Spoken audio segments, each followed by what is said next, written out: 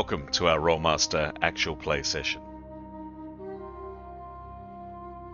Ain't No Place for a Hero is a campaign set in the world of Duyranaki, the continent of men.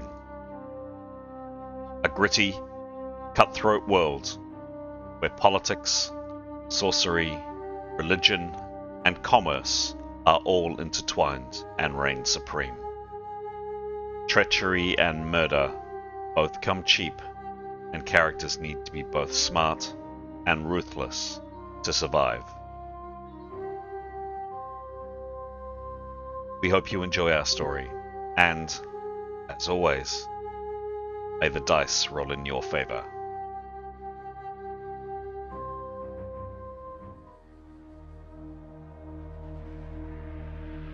This is episode 154 of Ain't No Place for a Hero. The party have decided to turn their attention back to the secrets of Tarak Nev, and now find themselves exploring the dreadful Long Dead City.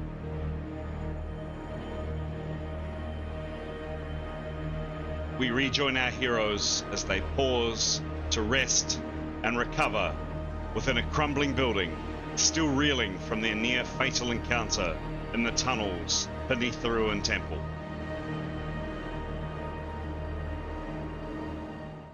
Hello, my name is Chris, alternatively known on this channel and in this game as GM Chance, and it's my great pleasure to welcome you to our story this evening. The tale that we're telling, its name is up on screen, it's called Ain't No Place for a Hero. What is it exactly? It is a tabletop role-playing game. We've been playing for a while.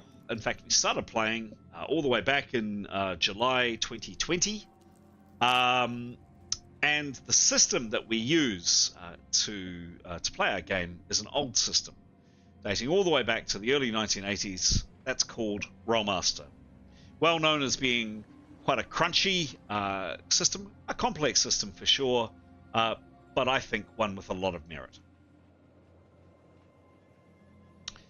Up on screen are the 8. There are a lot of them. The 8 characters in play in our session today. We have 4 of our normal 5 players joining us this evening, and in a second or so we will be handing over to the players to answer a character development question, and basically just teasing out a little bit more information about the 8 faces that you can see up on screen. Before we do, and I'm sure anybody who knows this channel by now knows exactly what I'm going to be saying next, but I'm going to say it anyway. Sincere thanks to all of our supporters, the people that follow us online and provide thoughts, feedback, encouragement, etc. It really is greatly appreciated. What we'd say to people that perhaps have either found us for the first time or have maybe watched 1 or 2 is, if you're enjoying it, you're getting something out of it, we would really love either a like down below, a like or a comment down below. We tend to get quite a few comments on some of the social media platforms, but actually not a lot of comments on YouTube. So either a like down below, a comment down below, or even better, much better, a subscription. Clicking that small little button with your mouse, a couple of seconds from you, does really mean a huge amount to us, and it helps other people like you find our content. Thanks very much. Okay, as mentioned, we are going to hear from the player characters, and tonight we start off with Pete. Pete, the mic's yours. Thanks, Chris. Kia ora. I'm Pete, and I'll be playing 2 characters tonight, the first of which is Leif. So, question... Oh, the animated version. Cool. The first question the question I'd like answering for Leif is, what's the most elaborate or detailed map your character has studied? I'm sort of taking liberties with this question because I don't know if it's elaborate or detailed, but it was certainly interesting to him, and I believe all the rest of the parties. So we were in the in-between, so sort of a different dimension, and we were sort of stuck there, and we'd somehow been transported there. We'd spent a lot of time sourcing some crystals. So we met someone there, and I believe her profession was something like an astral traveler. So someone who specialized in traveling between dimensions, I believe, called Soon, and she was an apprentice, and but her master had been killed, and she said that we needed some crystals for her to be able to work her type of magic to perhaps get us all out of this in-between dimension, because it was, we needed to get back to our reality. After we'd gotten those crystals, we went to sort of where she was based, and she did her special magic. And as part of that, she was somehow able to create, or I can't remember exactly if it was sort of a summoning of a sort of this map, or if she had a map and it just had bits on it. But it was a really interesting map because it showed, I believe, sort of centers of power in the world that we're in. Which was really interesting because, and they didn't always coincide to Navigator Stones or whatever, but it was like, oh god, that was, Leif's likes magic and that sort of stuff, and I suppose they were sort of centers of essence power. It was just really interesting to see the world map with that sort of detail on it, and to think that that's so that's how the world was working, that there were these centers of higher essence or power. So yeah, that's a map that Leif was particularly interested in. Nice one. The other character I'm playing tonight, sorry, the whole point was, I suppose, I don't know why it ended up as being Leif. It was because it was me playing him, I guess. I sort of felt I had a little bit more of an idea about where each party wanted to go to get out of the in-between. And so he was the one who pointed to go to that dot for the Twilight Party and go to this dot for the Hero Party. So whether it was right or wrong, worked out okay. We ended up on a deserted island, but anyway. So my other character is Mythan, and the question for her is, where are we? What's the most impressive or valuable treasure your character has acquired? So it's the party that's acquired this, and I can't even remember if actually Mythan was with the party, but the party does have this now, but it's actually Keros who carries it. And it's a very, very powerful and unique dagger called Bane Tooth, which was, I believe, forged a long time ago by, I'm assuming, the Lords of Arcana to kill one of the Lords of Arcana, specifically designed to be able to kill M.E.R.P, and it's used in conjunction with who was a really nasty, well, what we say is nasty. Perhaps someone else sees him as progressive because he wanted to, remove magic from the world and was anyway, but we don't like him. It was used in conjunction with another weapon, Defiler's Bane, which is a sword, which both of which these weapons were specifically created to kill him. He was because he was such a powerful being, they had to be the people who were fighting him. I believe it was the other Lords of Arcana had to be that specific in their tools and weapons. So that's a very, very rare weapon, as in there's only treasure. There's only one of it, and Keros is carrying it. Nice one. Thanks, Pete. Who would you like to hear from, please? Can we please hear from Keros? Thanks, Pete, and thanks for reminding Keros of her objects. That's very helpful for her owner. Obviously, Keros knows what she's carrying. GM in-game. So another great lot of questions I'm trying to answer that doesn't involve my cat or my death experience. So I'm going to answer, how does your character handle feelings of inadequacy or self-doubt? She doesn't handle them well. She would probably cry. She is not... When she's in the moment and doing her spells, she feels really powerful and in control and like a total queen, but afterwards... She's still a young woman, very sheltered, very naive, not particularly emotionally mature or regulated. So definitely has those imposter syndrome. Am I a good enough, cold ball thrower? Could I be better? Am I doing the right thing? And just struggles with that, I think, as a young woman. But definitely when she's in the moment, she's super all-powerful and focused and does what she needs to do. Excellent. Thank you. Can we please hear from Aidan? Hi. Thank you. I will answer for Grey first. So for Grey, what is the most unique or rare beast that your character has encountered? And it might not be that rare, but I'd say Wingy is probably his most rare or wonderful beast that he's encountered, because she's more than just a beast, she's also a friend. And friends can be rare in this world. So yeah, she's very special to him. She's a peregrine falcon who can fly really fast, and they can kind of communicate with each other, which is pretty exciting. And yeah, they've become very good friends. He loves her to pieces. Nice. Um, Nice. Thank you. Yeah, yeah. I'm also playing, well, kind of playing Demos tonight. He's not doing, he won't be doing a whole lot, I don't think. But for Demos, I will say, what is the most impressive or valuable treasure that your character has acquired? And I would say that would definitely be Jamie Lynn's spear, which I imagine is the one that he's holding right there, which is a magical spear that can actually harm undead. He was, for a while, he was using the sister spear of Jamie Lynn, which was Brittany's spear. And unfortunately, as wonderful as she wasn't able to affect the undead. So he's taken up Jamie Lynn, and she's been working wonderfully. So it's very exciting. Excellent. When he's awake. He has, yes, when he's awake. He has upgraded. Yes. Yeah. Excellent. He does, of course, still have his swords. Well, yes, he does. But he's not awake. He's not awake. I'm also going to be playing Tarquin tonight. And so for Tarquin, I thought I would answer the question, how does your character feel about the concept of justice versus mercy? And I think Tarquin would feel ambivalent. He would feel whatever serves him best in the moment.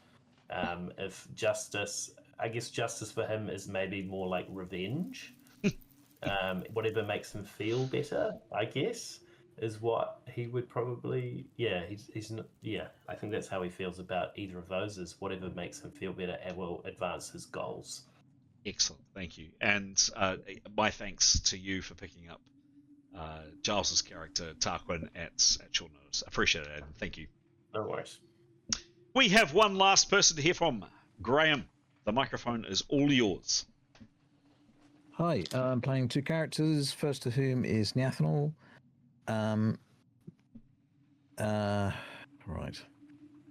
And the most challenging or demanding character quest undertaken, undoubtedly this one. I would say. Yeah, I mean it's been involving. And then Etienne, the other character, what's the most valuable treasure he's acquired? Definitely his holy sword, which was good for a holy warrior. Seemed like a match made in heaven. So he's that's his most valuable thing he has. Where did he get that from? I don't remember actually. Obviously he made it holy in terms of he's twinned with it, but I can't remember exactly where it was. It wasn't in this adventure, or was it? I think it was immediately before this one, I think. Okay. But I can't exactly remember. Cool. Excellent. Thank you, one and all. That's the team. For those that don't know our characters, there they are up on screen, and they are named. And why is my... It's a little bit frustrating that my Discord hasn't popped up. There it is. My Discord's popped up now. That's the team up on screen, as you can see.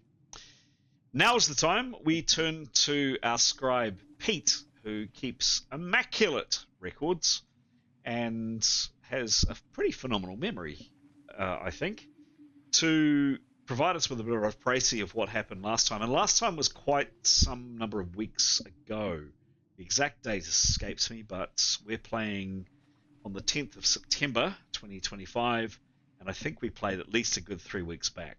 We missed an episode or two for various reasons, and Alex wasn't able to take part in the last episode due to technical difficulties, so Alex may have some questions from Pete. Pete, you've moved on from the place that the characters have been for quite some time. You guys christened it, I think, rather uncharitably, either the U-Bend or even more uncharitably the Killbox. I think that's a little bit unfair.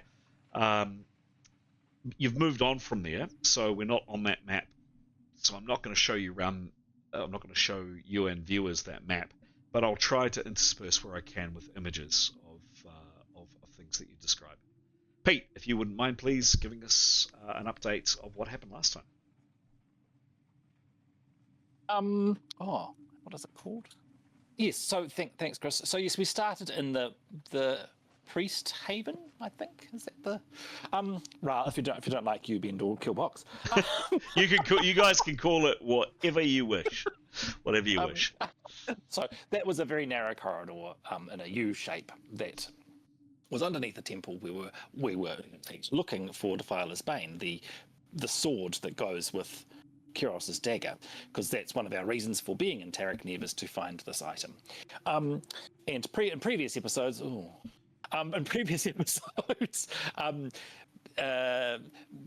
Tarquin had gone to the end of the corridor and had seen in a room, he had seen what he thinks is the sword, so we're hoping it is.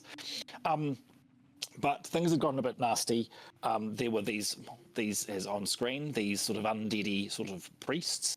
I think there were 5 of them.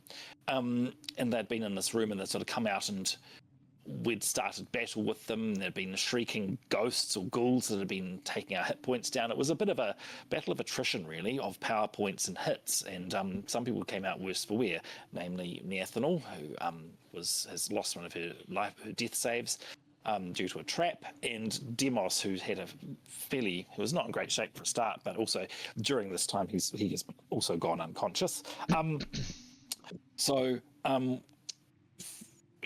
These priesty people had been attacking us, and I guess they're clerics or whatever, but they've been taking on sort of animal forms, and there was a spidery one and a snake one and a there we go, tentacles, that's the other one in the snake. So I think we managed to kill 3 of them actually over a number of sessions. And at the beginning of the end of the session before, they had retreated and cast a spell. They'd done some chanting in their room, and we'd heard we'd cast a wall across the door fortuitously. Because the wall wasn't actually legal, but luckily she allowed it to stay.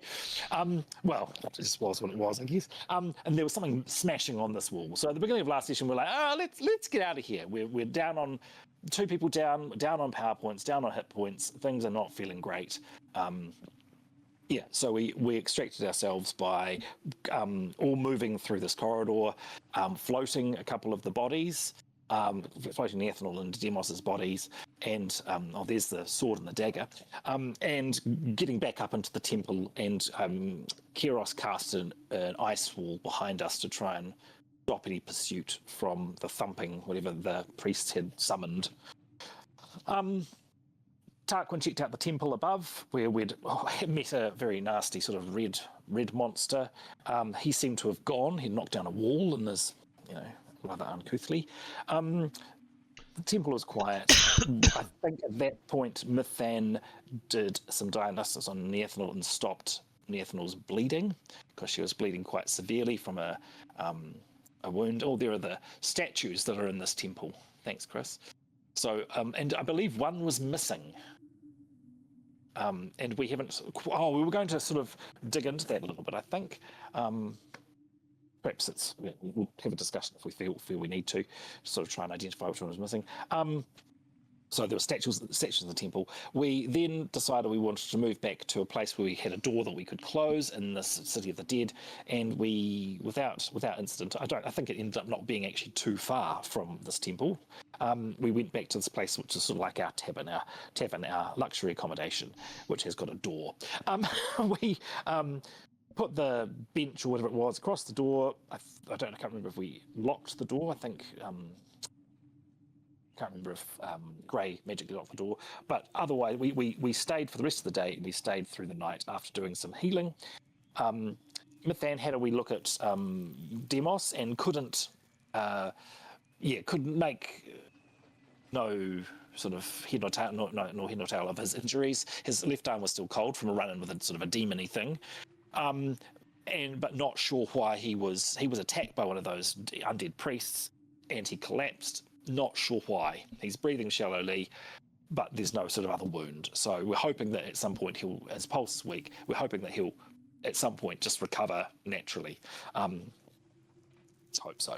Tarquin was also feeling unwell, and he has been for a while. He's got a really high fever, and he was sweating, and he's got a very painful stomach. And she was examining him when there was something weird about his sweat, and on a bead of sweat on her hand, and didn't move. What the heck? And what's that sound? Is it hissing? Is there something?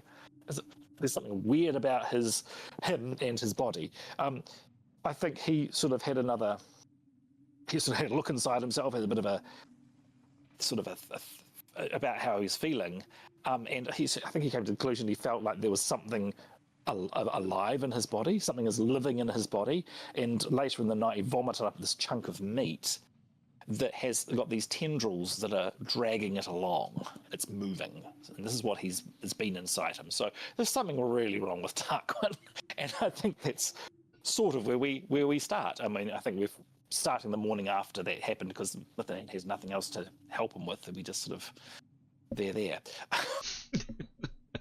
Excellent, thank you, Pete. Yes, well done, well recounted. This is where we're going to start. By the way, I had got the locations mixed up a little bit. I had thought your safe haven was actually back up, if you remember, where you fought one of... Do I have it on screen? I don't have it on screen to hand. Where you fought one of these huge, very, very tall creatures with very long claws, and there was also a red woman that Neathanel dispatched. I had thought your safe haven was back up there. It's not. Your actual safe haven was further down, and if you recall, you go through. You can see on screen. You go through that gateway there, and the scale is pretty massive here. It's 20 foot or so. Going through that gateway, and that's into that area where there appeared to be some kind of track, some kind of chariot track. So you're actually back down there. You actually went a little bit... Pete, you mentioned before that it actually wasn't that far to travel back from the temple, and to the place that I had mistakenly thought you were resting, it wasn't that far. To travel a bit further on from where you were, probably only another 20 or 30 minutes or so, 20 or so minutes, but it is a little bit further on from where you are. Just to frame up a little bit about this terrible, terrible city that you're in. Everything is covered in ash, as you may recall, and ash is just constantly drifting down. Every now and then, it's reasonably quiet at the moment, but every now and then there are the sounds of distant battle, and they kind of play almost like on a loop. Sometimes you hear the sounds of children. You hear strange roaring and bellowing out in the mist and the fog and the filth. Everything. There's not a lot of visibility here. A few other images, just to refresh your memory, and not some buildings are above 2 stories. In fact, you're in a building which is 2 stories, but typically most aren't. So, for example, what you can see on screen here. A lot of the ruins that you're walking through, a lot of what you're walking past, tends to be looking like this, where the cursor is. A lot of it is literally ruins. It is just piles of rubble and dirt and stone. The sun has been very erratic as it's kind of bouncing around the sky. It's currently dark at the moment where you are, and I'll come to where you are in a second. First, I'd like to... what will I do? Yeah, I'll give you a summation of people's injuries. We'd mentioned this off camera, and then I'll give you a quick précis of your surroundings, and then we'll crack into it. And one of the reasons I'm doing this is we didn't have Neathanel's injuries to hand at the time. I had to go back and check the recording. So, Neathanel... obviously, characters don't know this, but Neathanel took 4 criticals: a D crush, a D puncture, an E puncture, and another E puncture. That's, in Rolemaster terms, that's some serious damage. It was actually the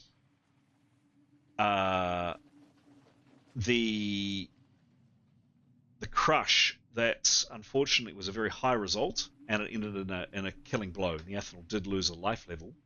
How we've handled this in other situations, and we'll do it exactly the same again, is Neathanel is able, obviously, to come back.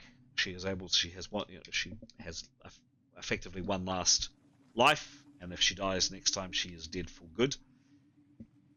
Typically, what we've done in the past, and we'll do it again this time, is she will have a penalty, in this case a -15 to the crush that she got damaged, to tissue damage on her chest, and that will wear off in time.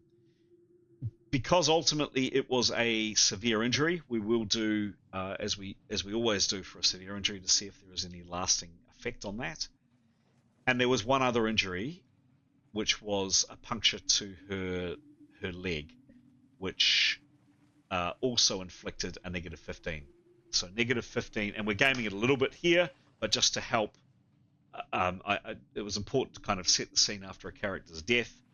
Neathanel has a -15 due to a chest injury, and we'll roll to see how long that takes to wear off, as with the spear injury, also of -15.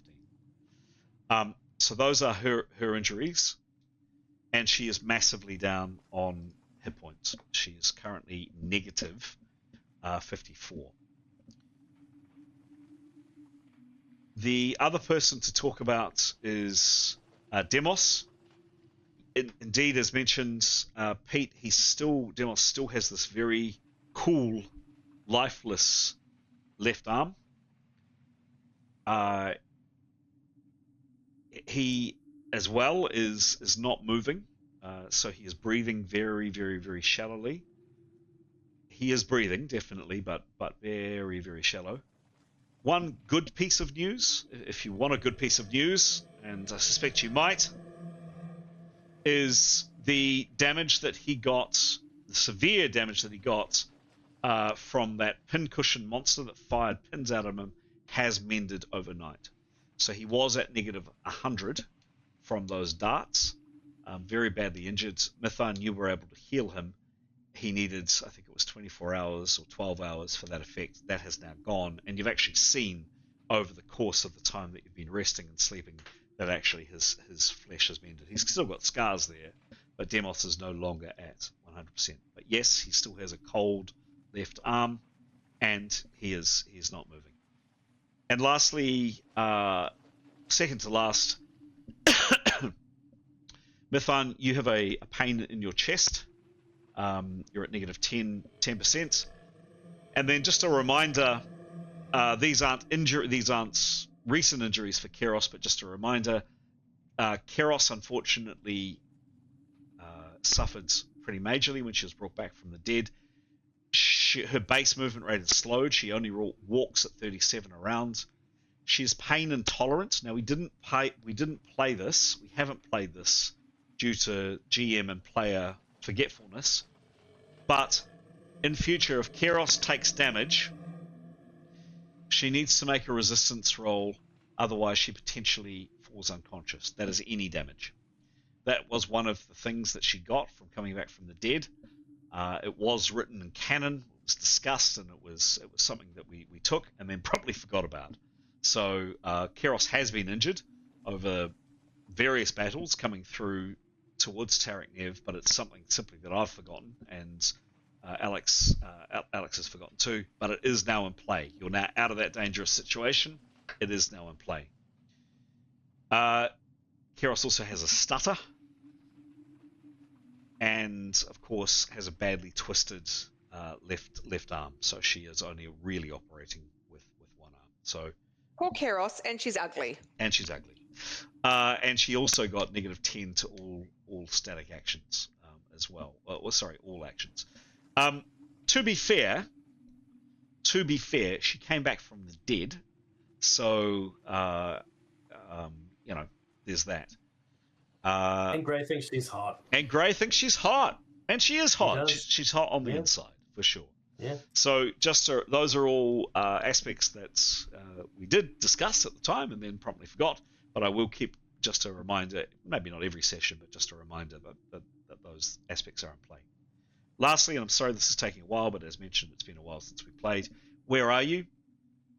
So you've made your way back. You came in this direction up here from where the cursor is. You've come down here, and you're in a building. You've termed it a tavern. It's two-storied, at least this area here, and here is two-storied. It's a large open room, this one here. There are stairs up here at the back. There's a doorway, lockable and closable here. There's a doorway, lockable and closable here. And there is the main door to the outside out here. Upstairs, there are two rooms, pretty much split as you can see on screen, like with one wall down the middle and a door here. Upstairs, kind of rotten, decaying floorboards, but Tarquin went up and thought it was okay. These other two buildings, this looks like perhaps a stable here. Maybe once in a day was perhaps a stable. There are tables and there's a long bar that runs down here, and it looks like it's dotted around with tables and chairs, etc. And this here, you think was accommodation on single story, and that's in pretty poor repair as well. It looks like accommodation probably originally upstairs as well. You've definitely closed the door here. You've closed that door there and that door there. Where we're going to begin the game is exactly where it's still dark. So it's still, hang on, I just need to cancel a piece of software that's just about to shut my machine down. Just 1 second, guys. Pause breaks until morning, there we go. We're going to start in this large common room where you've all bedded down. From memory, I don't think you made a fire. Tarquin has designated a corner. Over here is Tarquin's corner of filth, where he's been going over to relieve himself of various bodily functions, and he's been making pretty horrible noises. And it was actually at that corner where, Tarquin, you saw to your horror as you coughed up, and this piece of flesh, perhaps the size of, if you can see my hand, maybe about half the size of my fist, came out of your mouth, Tarquin, and it had on it little white filaments, little white worms that slowly began to pull the flesh along the ground. And it's still kind of moving in front of you, away from you. That, unless there are any questions, is where we begin the game. Apologies for the lengthy build-in from me. I would like to roll a couple of things, which are in due course, perhaps once we get on to healing, a roll for Demos, a roll for Mythin, and a roll for Neathnal, but perhaps those can come in due course. What do your characters do, please? We're just pausing just as you're watching this thing move across the floor. You're all awake. I think that Tarquin would want someone to kill it, so he'd say, kill it, and he'd point it at yeah. He'd be horrified, but he'd also, I don't think he'd want to touch it himself. Okay. List it, go back inside. Yeah. Anybody else? What does Oh, go ahead, Pete. No, you do. I was just interested what Victory thought of it. Victory is as far away from it as humanly or cattily as possible. Right, that's all I need to know. Thank you. Mythin, I think it's fair to say, she wouldn't have put her sword away, so she'd go and quietly get her sword. Mm-hmm. She'd be being as quiet as possible, which is magical, and she would cut it, squash it, plop it into do we have a bucket? I can't remember. She would kill it as much as she could. Okay. It makes a small kind of mewing sound and then stops moving.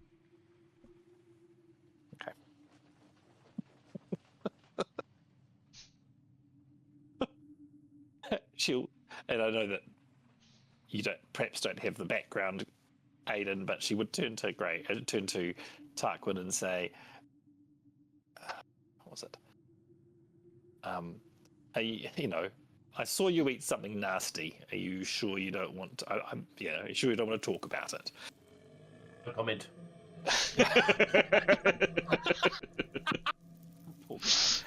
And she would comfort him as in her way as much as there. Sorry, you're not there. well. There. Listen, there. Sorry, you're feeling shit. Basically, Yeah.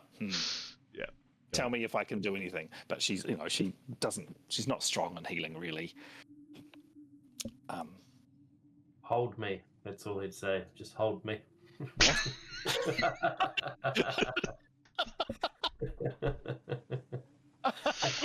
What? She would ignore that. Or perhaps she'd walk over and talk to Demos and see. Great conversation. No, she'd go and say she'd probably just jerk her head, go and look at Leif probably Leif and say he might want some company. In which case Leif would go over and would be genuinely as comforting as he could be. I don't know, perhaps wiping his mouth or I don't know. Yeah, I feel like Tarquin would be feeling quite hard done for by himself, and he'd be maybe a little bit needy. Yep.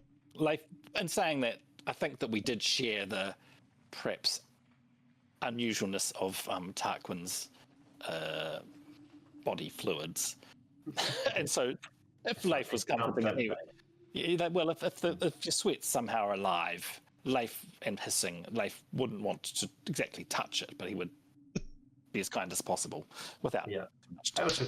I feel like Tarquin would understand. I think. Excellent. Yeah. What else do you do? I mean, I assume we're starting for the day, I guess. I mean, we're sort of all awake and.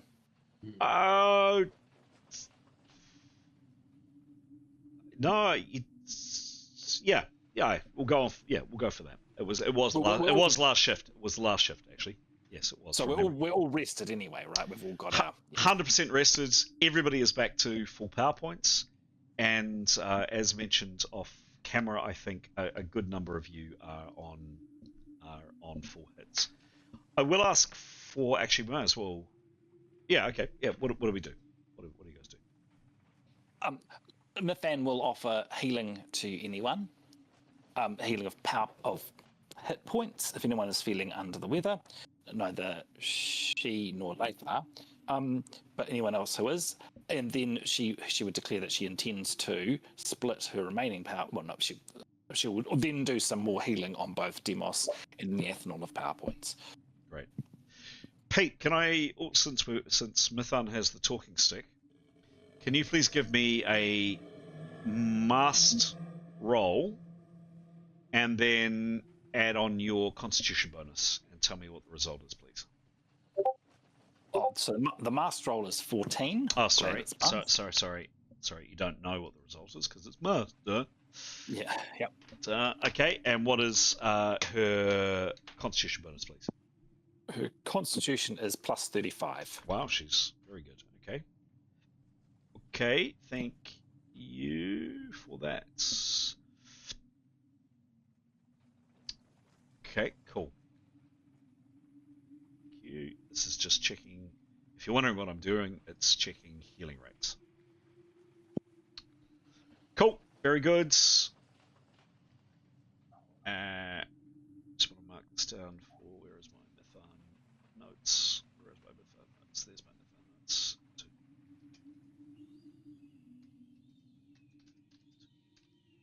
Great. Thank you, Mithan. Anybody talk me through what happens. Mithan's made an offer.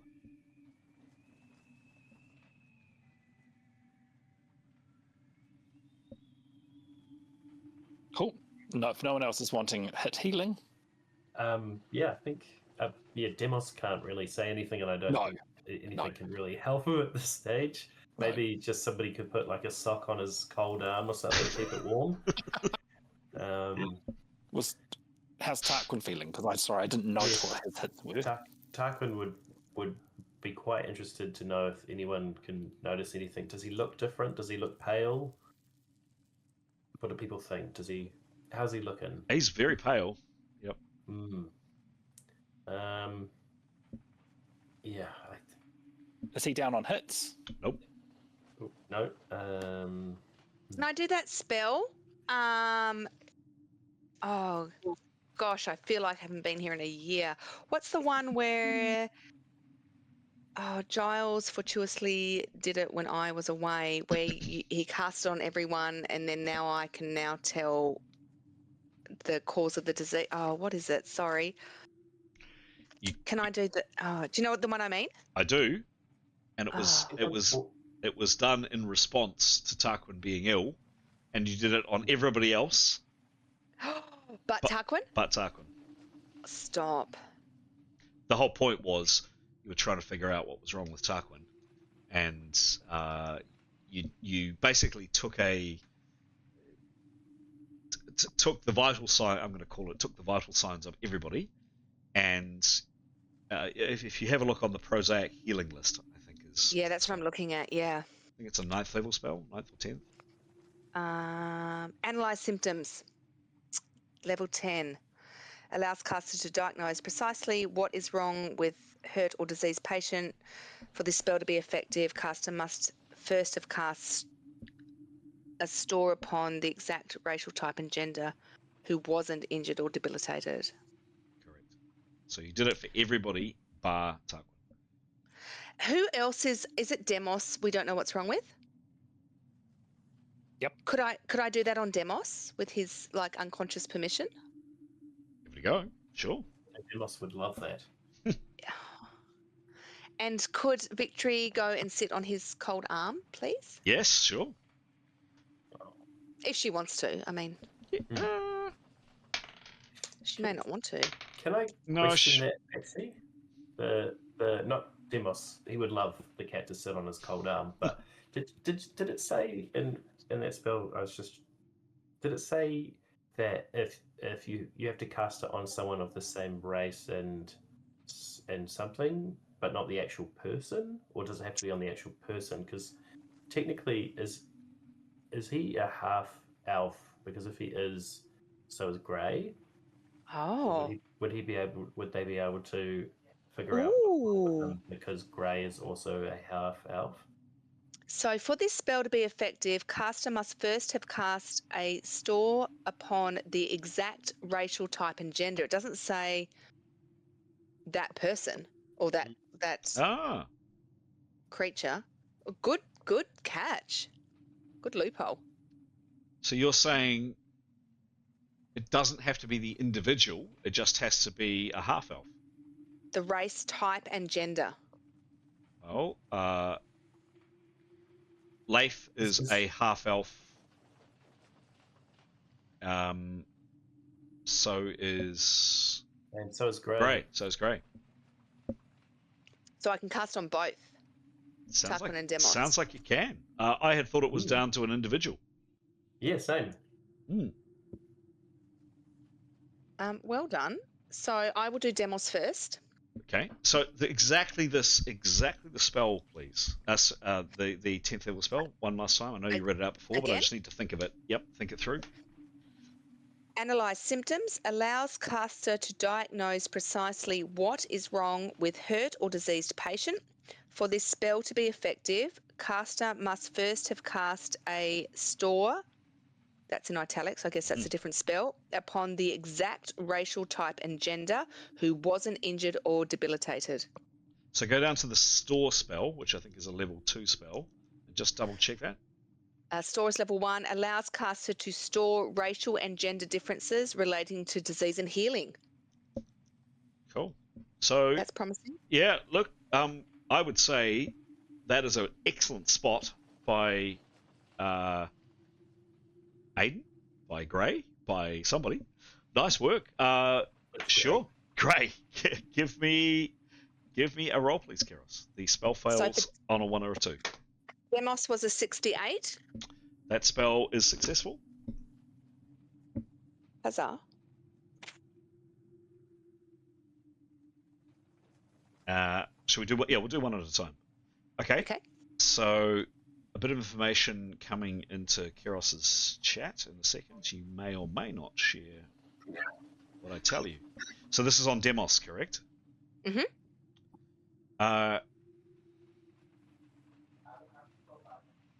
Future Keros thanks past Tarquin.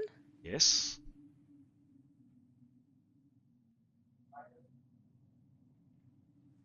Okay, coming into Keros's chat.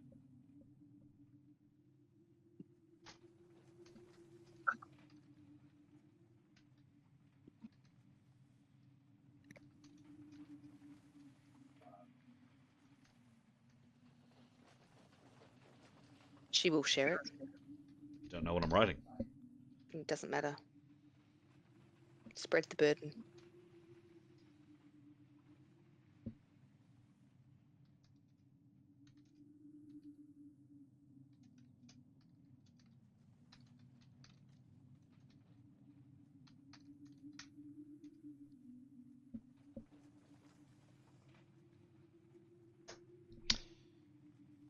Keros, can you give me a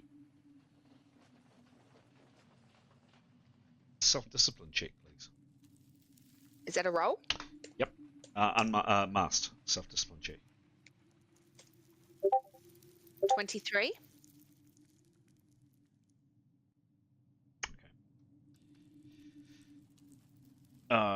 Cool.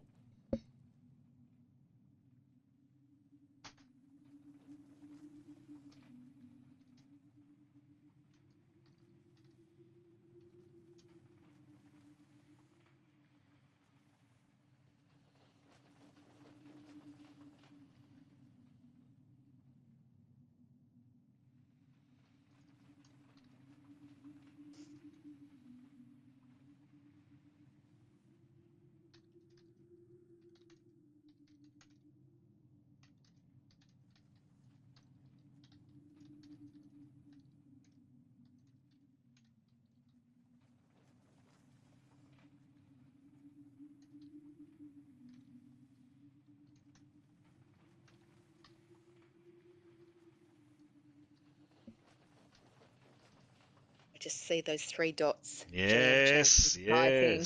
yes. What is he typing? Yes. Ooh. What is he typing?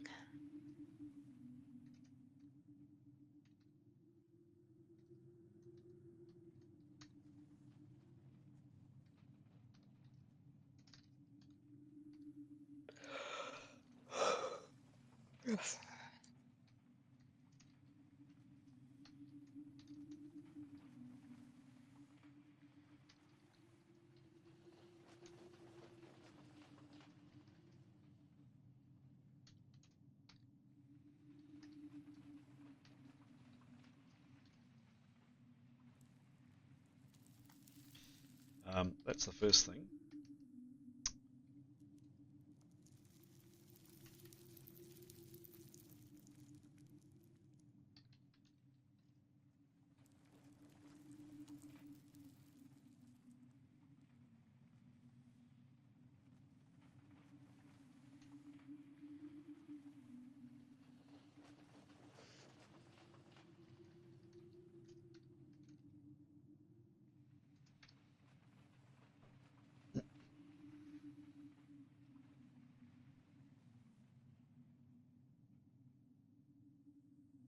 Oh dear.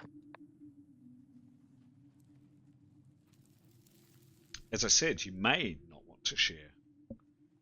What happens, by the way, for the rest of you who are looking in this kind of, call it dim morning-ish light as the sun kind of jerks around the sky, is Keros goes rigid for a second, and tension in her face. Her jaw locks, her eyes bulge with terror, and sweat stands out on her brow.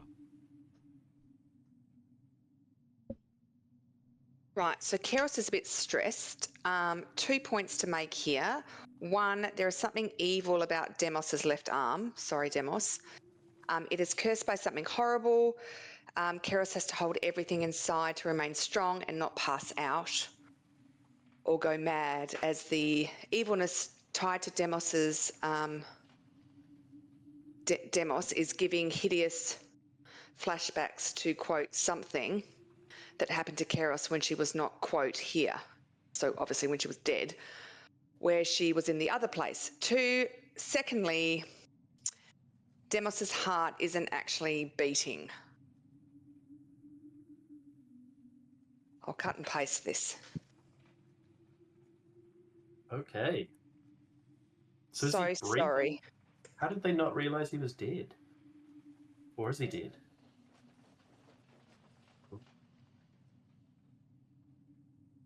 Sounds like it's undead.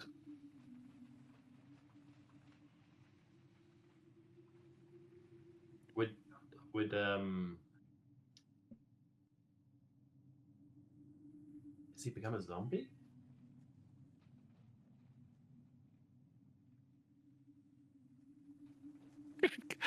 Could cast Repel Undead, Etienne, Yeah. and see if he disintegrates. Put him out of his misery. Oh, jeez.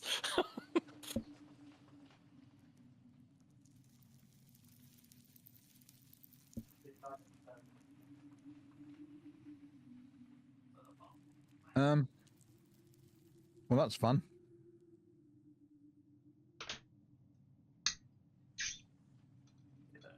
But he's still breathing.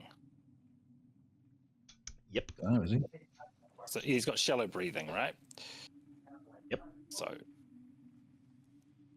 okay. All right. Well, Etienne, I'd like to prepare, please. Okay. And when he's prepared, he'd like to cast. Sure. He prepares. Any other actions for anybody else?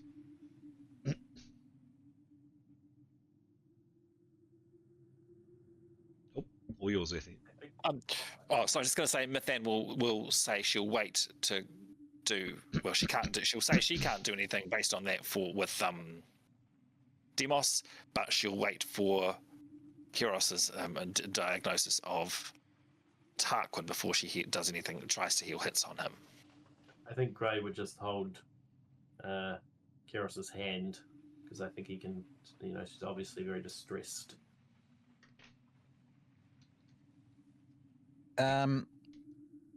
What he didn't transcend armor, so he can't cast. Oh, he gets one a free. Remember, he gets a freebie. Oh, is he woken up? Yes, it's next day. Yep. Ah, okay. All right. Oh, do I have to take that roll then? It's a 4. It's a what? Sorry. It's a 4.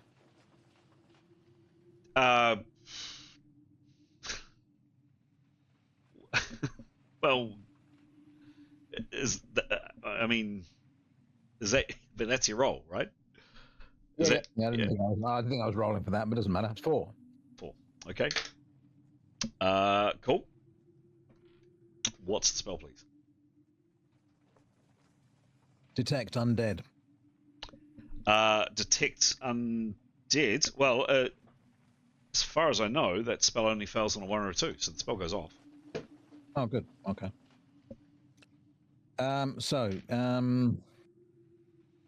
Detects the presence of undead in the area on effect. It's a 10-foot radius, and for the hell of it, he'll just shove it on Demos. Okay. 10-foot radius. It can be moved, but he'll put it on. Demos. Put it on Demos. Sure. Okay. Just a second. So yeah, with full preparation, a detection spell like that only fails on a 1 or a 2. I would imagine. I'm pretty damn sure. Etienne, information coming into your chat.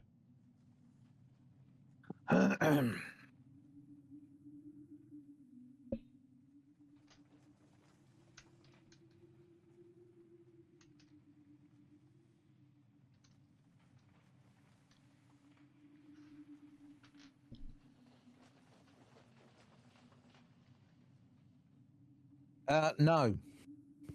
He's not undead. Well, I can't detect any undeadness about him. So that's good. Yay! Great. Does anyone have like a heartbeat power to make his heart jump? But if his heart's not beating, do an electric shock on him, like an electric bolt, but a little one. Yeah.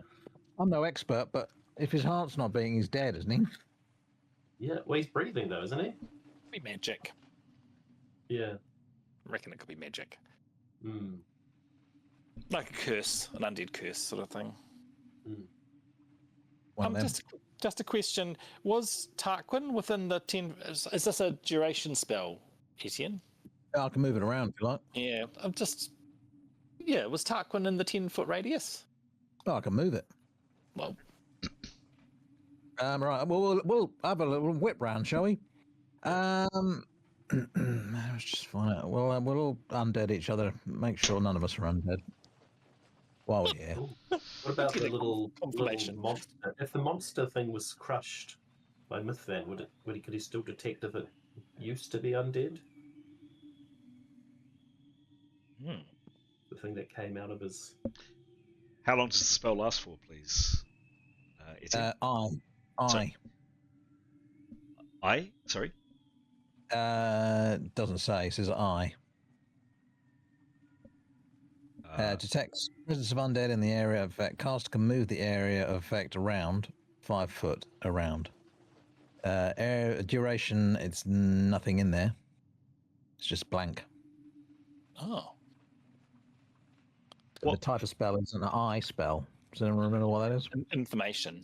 Yes. So it is just a one-off. Yeah. So you can't move it around. You do it on that area and it's gone, and then you have to do it on another area. Not according to the description. What's the list? Can I ask? Detects the presence of undead in the area of effect. Cast can move the area of effect 5 foot each round. Well, then it must have a duration. Well, maybe they've knocked it out of the PDF then. It's exorcisms. What's exorcism? It's page 12. No, it's not. It's page 17 of... Oh, it's Starbucks. I think it's 2. Let's have a look. There's literally nothing in the column. Weird.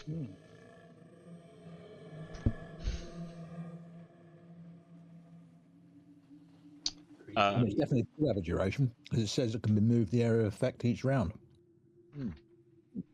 Strange. Hang on.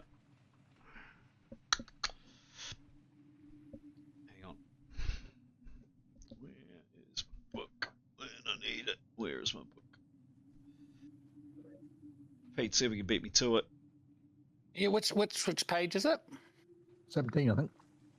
17 of Rolemaster Companion 2. Yeah, it's not, no, it's not number 2. Two, I think. I was not. Or Spell Law 2. Spell Law 2. Sorry. Yep. I think. Could be wrong. It's not knackered, so it's definitely one of them. Hang on. Yep, there it is. You got it? Yep. Yeah, see what you mean. Is there... Yeah. Yeah, it's nothing in the column. I see what... Sorry. Typo. Is there a similar spell in the list that might be like it that it might be based on, or it might be related to? Sometimes repel. Yeah. Neutralizing and repels and banishing, and that's the only detect one. Oh, let's see it. exorcism is that the list? Exorcisms. I'm gonna have to just look in the lyric lists and see if there's a similar one.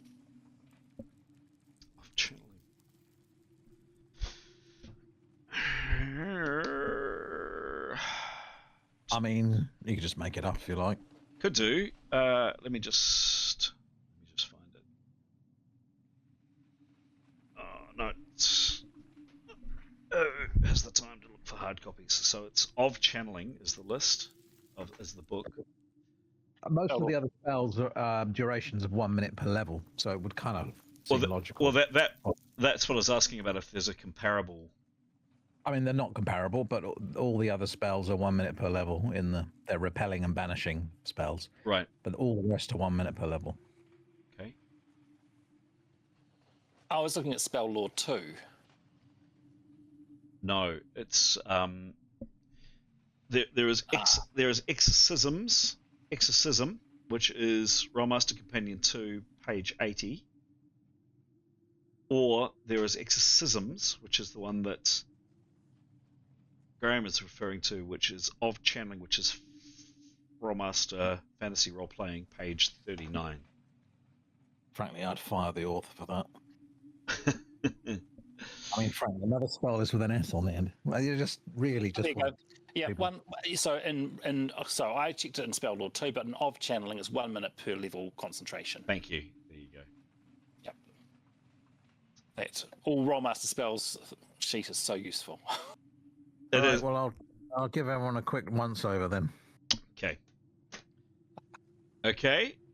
Anybody undead? Bring out your undead. Bring out your undead. Nice. Where are they? Come on. And the height that this goes as well. Like what's your zone? 10 feet. 10 feet all around. Okay. I thought it was 10 foot per level. What was it? Sorry, I've now closed it, of course. No, is this the I don't think so. I think that was the how far I could. On the exorcisms paladin based in of channeling, range is 10 foot per level. Oh, okay. All right. And area effect is 10 foot radius. Oh, okay. So, well, that's huge. Anyway. That's massive. Oh, sorry. No, you're right. You're right. Sorry, Graham. So it's 10 foot radius. Oh, you're absolutely right. It's a 10 foot radius, but you can move it out to 10 foot per level. Sorry, Graham. You're absolutely right. So anyway, I'm sure that covers us. I'll do a quick round of everyone. Information in your chat. We're all undead. No. No, there's no undead in the area. So Demos and none of us are undead. That's the good news. The bad news is we're all dying of various afflictions. That's life, though. Death. These by the way, I pasted into the chat there's some stuff we picked up in the office that we probably might want to have a look at. The office of the latest dead people, 5 of them, however they were, the priests. And also I've reattached the items from the Alameng. I'm just conscious that there might be stuff in there that we've forgotten about or may even need a tuning. That's a really good point. So, for instance, just so you know, Karios, I've just shoved it in the sheet online. You have a platinum ring. Shock or lightning bolt attack against undead or demon becomes a slaying attack once per day. Thank you. Amazing. So you could have done that in the tunnel if we'd remembered. So yeah, just so you remember, once per day you can turn one of those, either shock or a lightning bolt, into a slaying attack once a day. I'll write that down. Are you attuned to it? Is the question? Yes. You are. There we go. So Demos's iron rod, I don't think is attuned. From my calculations. Iron rod. Karios is attuned to the iron rod, but I think we gave it to Demos. He's probably not using it at the moment, but that's the strikes as a 10+10 mace, elongates to 10-foot pole, becomes a handle for a +20 shield. Switches 3 times per day, takes 1 round. Just we've got that. I don't know if Demos is the right guy, given he's got a shield. He probably can't, a spear, he can't use a shield, so probably not that useful. I don't know if someone else wants that. Just so you know. You can use a spear and shield together. You're All right. Yes, you can. You're at a minus to do so. Right. You're at a -10. And just to add to this, the +5 long sword is now no longer. Yes. It Oh, wow. snapped. That'll do. So I can remove that one maybe. Or strike it through. Yes. Done. That was the but +5. That was specifically magic against wraiths and rights. That was the one, Pete. Yeah, I think that a crit. I think crit killing the needle pincushion monster. The crit was that it broke the sword. Was it Leif that was attuned to it? Yes. Okay, so that's now gone. Done. Actually, it Leif. wasn't. Yep. Done. Gone. Leif is attuned to the armor killing one as well, isn't he? Yes, but I didn't think he took it. I don't think he kept that one. I thought that was either stashed or given to someone else. No, according to the list, anyway, you took it, but he may not have done. We've got other things you might want to know about. I mean, Etienne's got a second sword. We've got a dagger that attacks demons at +20 versus Pale 2 or Pale 3 demons, double hit point damage. That might come in handy. Apparently, Niathnal's got that. We've got another dagger that Tarquin has, which casts Banished Demon once a day, +15 dagger. And again, that might come in handy. Well, what about on Demos's arm? Yeah, I mean, if it is a demon, then that would be great. GM gives you all these toys, and you just don't play with them. Worth a shot.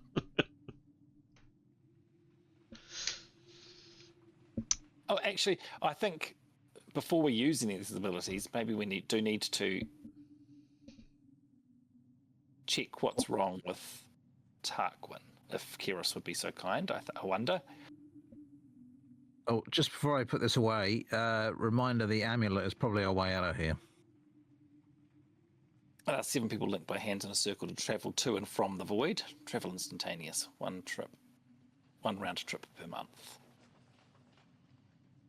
So we could go to the void for holidays. But leaving one person behind. I don't want to go. Oh, It's not nice. well, we'll spin a bottle or something. Yeah. Take turns. Yeah, I reckon we should definitely do some attunement on those other items you've posted from the... there's something interesting about the 5 amulets, right? With 5 undead priesty guys. Karis, is that something you could have a look through, the stuff that we've got? We've got a scribbled leather-bound notebook. Well, I think we'll all have a look just to see if we can read anything. A large ruby chalice, some coins, 3 faded scrolls, 4 damaged books, and an amulet times 5, and a silver scroll case. Can you look at them? Sure. Shall I look at Tarquin first Oh yeah, go on then. and then do the shiny things? Yes. Can I do my roll, GM? Please. Thank you.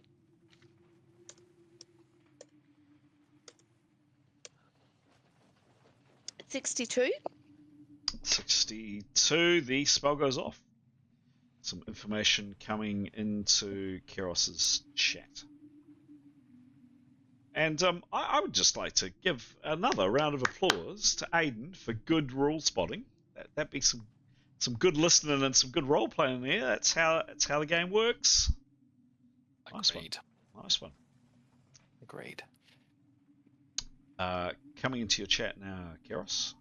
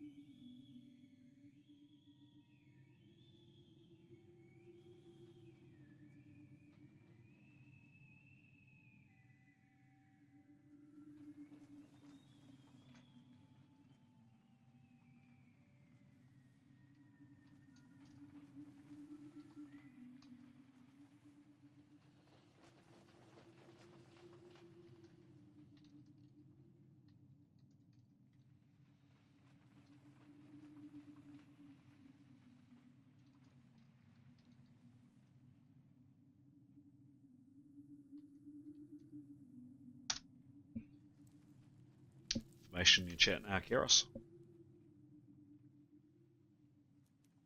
So, safe to say there's something rotting inside of Tarquin. But now that I look at him, he's actually probably looking a little better.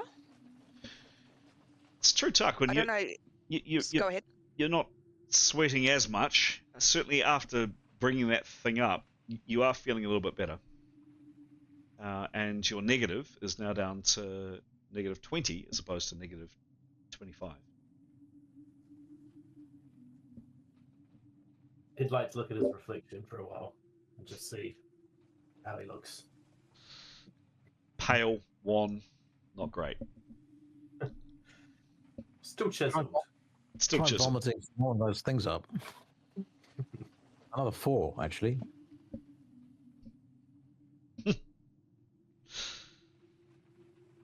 What do you do? So, do we think these things are, well, do we think there are demons in him? Why did you say another 4? Well, because he went down from plus 25 to plus 20. Oh, I see. Gotcha. That was just a kid. Are the characters actually having this discussion? I would check, I think, about Tarquin. Oh, out loud. Yeah. I think not, because he seemed sensitive last time we sort of. I'd be sensitive. I had demons in me. All right, I'll whisper. This is Etienne. Etienne's going to whisper to Leif. God, demon in him. Begone! Begone! I cast thee out! We've got a banished demon. We've got a dagger. In fact, no, Tarquin's got a dagger. And I remember that it's cast banished demon once per day. I don't know if what he's got is demonic related, but it's one possible thing to do. And yeah, except that based on Kiros's result of her spell before on Demos, where there was because her spell is precise, it said evil. Right. Something evil is wrong with Demos, whereas something is rotting. Not necessarily evil with Tarquin, right? Okay. So, Demos, do you think we should? Well, I say we. Tarquin, he's pretty busy, but he could. He could cast. No, well, you know what Leif knows what it was. I mean, you discovered what it was, but you didn't attune it. Tarquin attuned it. This is the dagger. Gotcha. Yeah.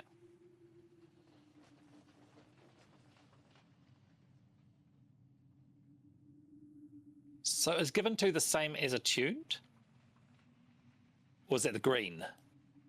The green was attuned. Green was attuned. Gotcha. Right. Yeah, nice one. I don't see why we shouldn't. Or why not ask Tarquin to use the dagger on to use the dagger on Demos?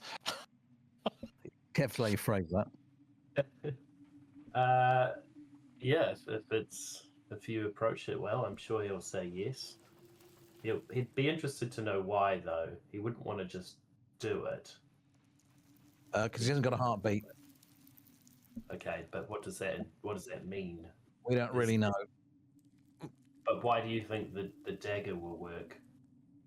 Stab in the dark. Literal. Which is using a line from Blackadder. Yes, it is what you'll be getting unless you start being a bit more cooperative.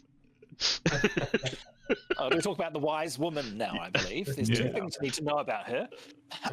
First, she is a woman! And second, she is... wise? They don't make comedy like that anymore. They don't. As you say, Leif was the one who attuned it, so he knows what it does. So he would just... But then again, Tarquin has also attuned it, but I guess, you know, if there's something evil in Demos, maybe his arm is somewhat possessed. Don't know if that would work. Maybe we do want to save it for if we go back down into the temple to...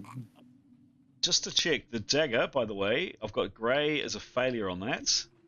Leif got a partial success. You have an intuitive view, but no one has attuned to it. Oh, I thought we had. Not.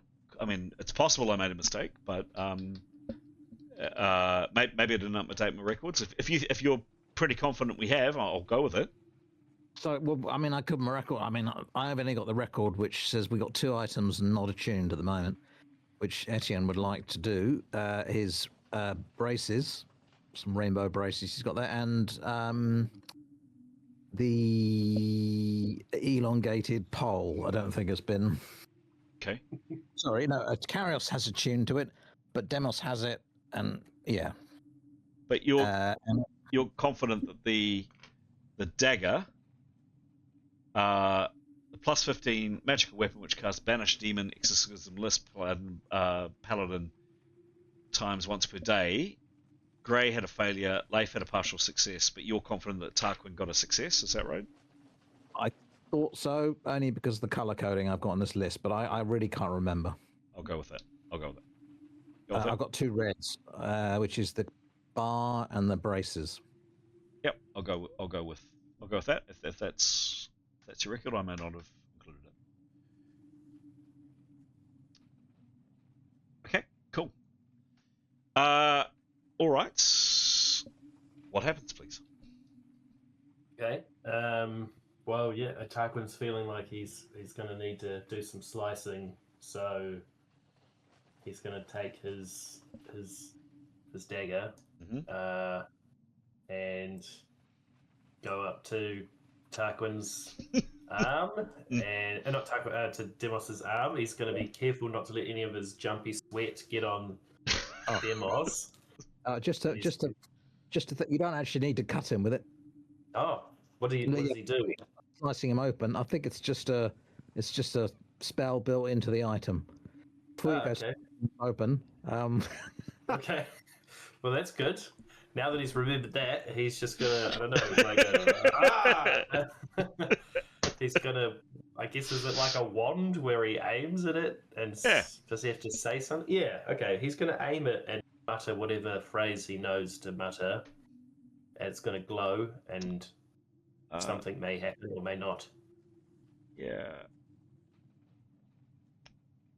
Potentially. Yes. I see your reticence, though, Aidan. I see now. I don't.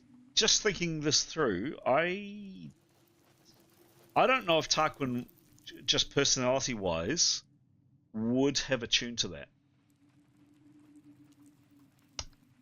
I'd be happy to say someone else could have, but I just don't think Tarquin would have. As long as it's not Demos. I'm happy to go with another character. Pick another character. I mean, I'm happy for it to be Etienne if you prefer.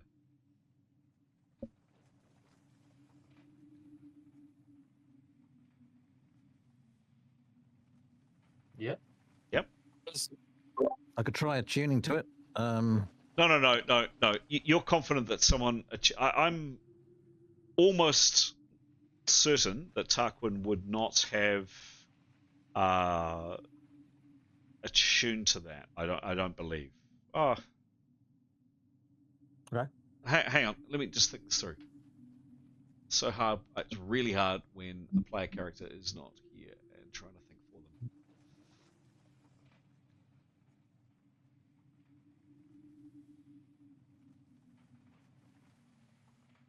Yeah, I'm going to overrule that. I'm going to say that Tarquin just says, look, I just don't believe in that stuff. I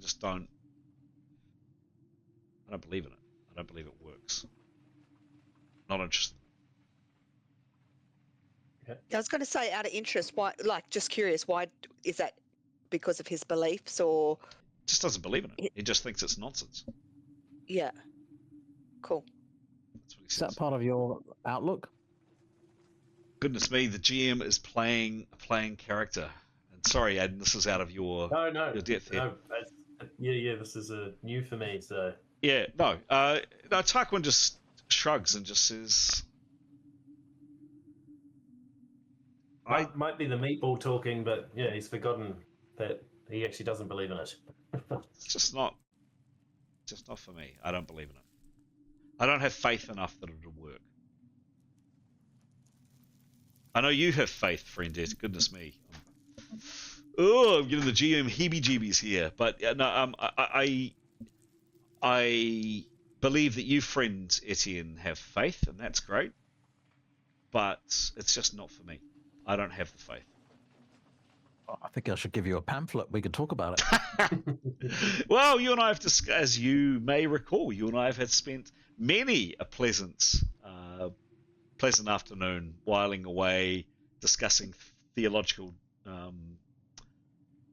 points, and you weren't able to convince me then. That was way back in the precinct. Yeah. It's just not for me. Love. So all right, no, that's fine. Give me another character. Well, I'm happy to have a crack if someone's who can teach me how, though. I thought that your instruction, Chris, was that instead of us having that Tarquin had attuned it, it was someone else who has successfully attuned it. Correct. I'm going to say... So no rolls required now. It was a thing that happened in the past, sort of thing. Correct. Okay. Correct. I'm going to say that Etienne has attuned to that rather than Tarquin. Right.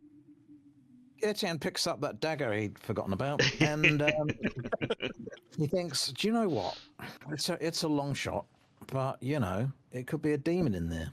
Okay. However, I've only got to use it once per day, so do you want to wave this once?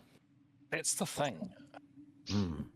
I think that the heart. So sorry if we're having this sort of discussion. Leif's 2 cents worth is that Demos is unconscious because of the heart not beating, which wasn't identified as being evil. Right. There was Leif's take is it was a spell by the baddies, the evil undead clericy people. Okay, that's why he's unconscious. He was walking around with his cold, dead, evil arm before. So it's not. So maybe uneviling his arm, if it is a demon, isn't going to bring him back awake. Right. Maybe a lightning bolt. Perhaps, or perhaps waiting until the spell lapses would be my guess. Okay, all right, that's sensible. But I wonder if we're going to be going back down to check on to try and recover the sword. There might be demons down there, and I wonder if, just thinking about it, all right, it's got to be a better use today. If by the end of the day we haven't needed to use it, then it might be worth doing on him. All right, sold. I'm just going to say, Aiden, could you give me a random 1d10 roll, please? It's masked. So not 1d100, 1d10. 1 to 10. Sure. Thank you.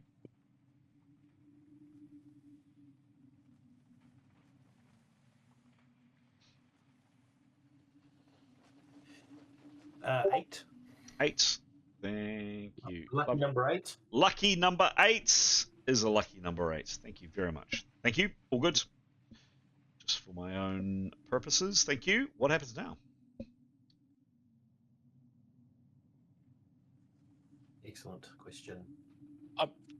Would we look at helping or figuring out what's happening with Tarquin? Well, I think it's really good news, and Leif will congratulate Kiros on this. We'll be grateful, show his gratitude to her for the spell. Great to hear, and Leif would say this to Tarquin too. Great that he's looking a little better, because this is the first. Oh, that's right. Perhaps.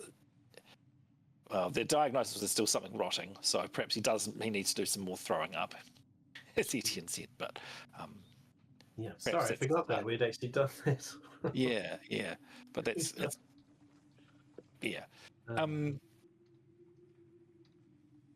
I wonder if it's time to do a little bit of a tuning. And we could do that sort of the parallel thing where we do it for an hour, but several people are working on different things at once. Is that efficient? Yep. Yeah. Can I just check these 5 amulets? Are they all similar? I will tell you. Just a second. 1 second, please.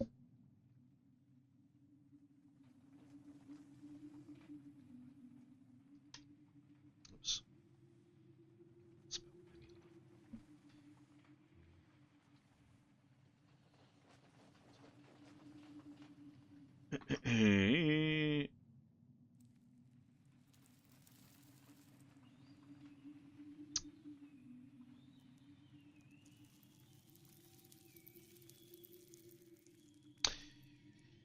From the, I'll actually just read out a number of items. So taken from the priest's room, on a mildewed oaken shelf at the rear of the chamber, 2 bags of gold coins. There were definitely gold in it. Several faded scrolls, and 5 amulets. And they are reasonably similar. They're slightly different colors, but they do have, now that you inspect them in the light, different shapes on them. Yeah, and I'll just read you those shapes. I mean, you just glance at them downstairs, right? This is the first time to have a proper look. The How many? the first amulet is red, and it has crossed fingers. I like the sound of that. The second amulet is also red. No, so I'll try that again. Is green, and it has horns on it. The third amulet is also green, and it has rope on it. The fourth amulet, which is slightly bluish in color, all roughly the same size, has crossed lightning bolts on it. We. And then the fifth amulet, which is also the same color, has a depiction of the sun on it. Sorry, what color was that? Blue. Blue Yep. with the sun. Red, blue, no, it's red, green, and blue. And there's no noticeable correlation with those back in the room where there were the shapes on the table. No. No.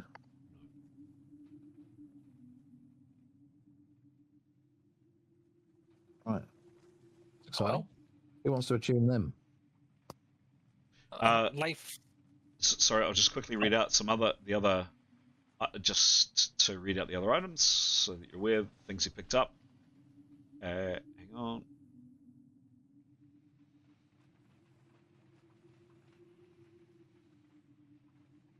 Coming.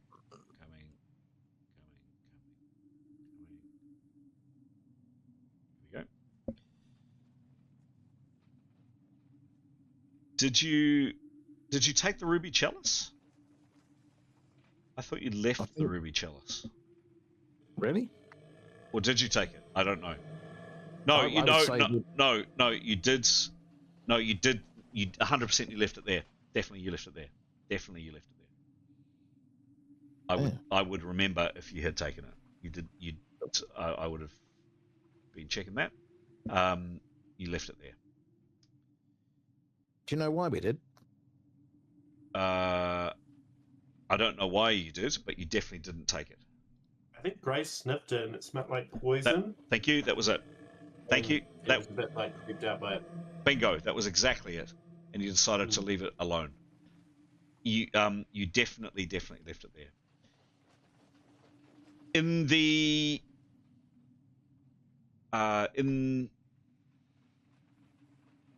in the scroll room, in the room with the skeleton affixed to that pillar, there is a scroll case.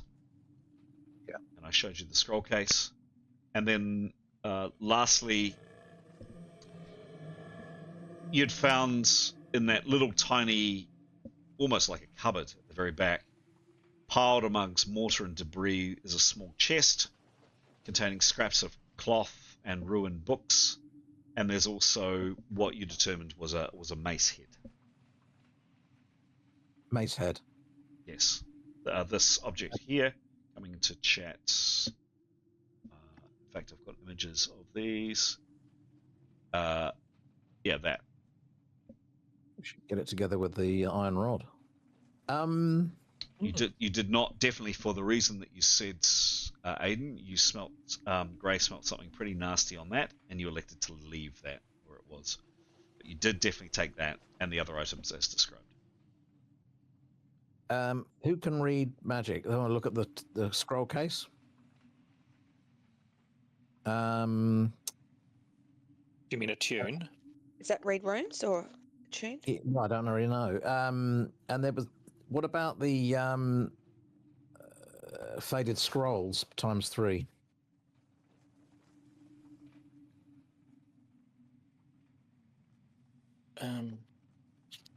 Did we, Chris? Did faded scrolls ×3?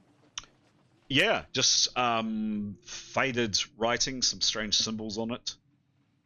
We haven't checked them out yet, and we haven't checked the books out either, have we? The leather-bound notebook.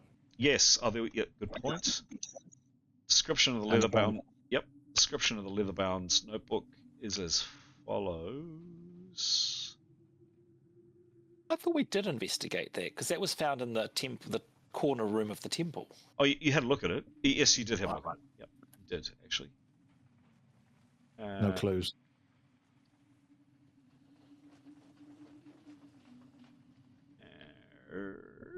Like how to not burn yourself and get the sword. Yes.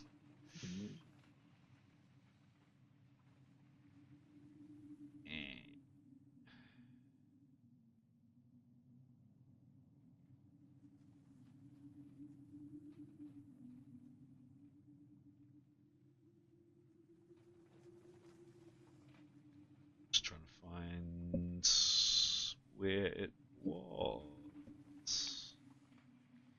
Keep talking amongst yourself. I'll find that in a second. Yeah, so do you fancy doing a bit of a attunement there, Karos? Oh. Leif will as well, just because then we can get 2 items done per, I think it's hour. Hour. Yeah.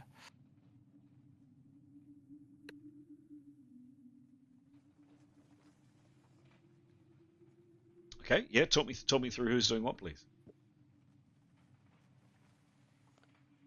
Which item do you want to start with? Which is the most exciting? I reckon one of the amulets would be interesting. The red one? Yep. Okay, can I roll for that? Do I just go ahead? Absolutely. What is my attunement? Oh, plus 103. Amazing. Okay, sorry.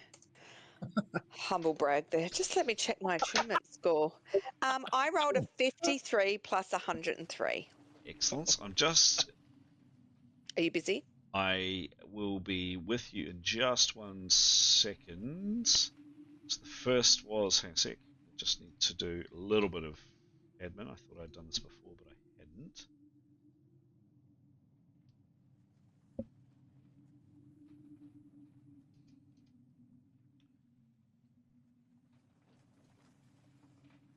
And just give me one tick. Have a think about other things that you're planning on doing.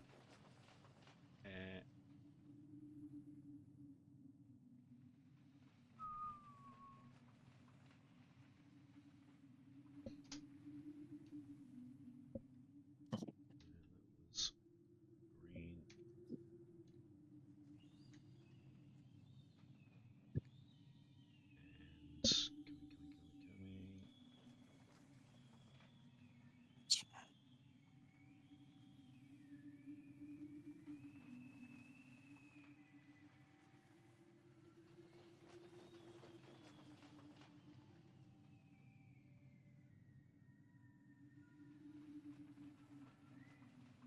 but Nathanel would love some hits as well.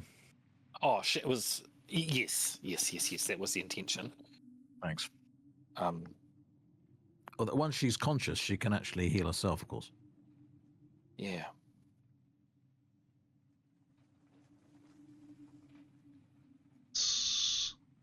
Yep. Actually, that's the thing. So yeah.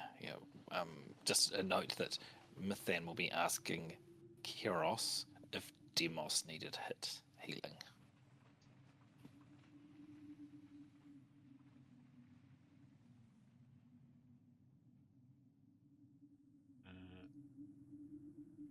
Cross fingers, horns, cross lightning bolts, sun. What was the last one I said? Rope. Rope. It was rope. Yes, thank you. Yes, of course it's rope. Okay. Lovely. So, which one were you looking at, Keros? The red. Cross fingers. Yes, Thank you. please. And the roll. I'm sorry. I often 53. 53. Cool. Cool. And it's must. Cool. And her skill is something phenomenal. 100 and something silly. 103. There we go. Okay. Keros, some information coming into your channel. I'm happy for it to go on the main chat because she'll share it anyway. Yep. So, as per I always say, I will always default to giving it to you in the main channel for a whole bunch. In your private channel for a whole bunch of reasons. So that's what I will do. Okay. Because there may be a case actually when you don't want to share it. Eros always wants to share the burden. Hmm? Share the load. Okay.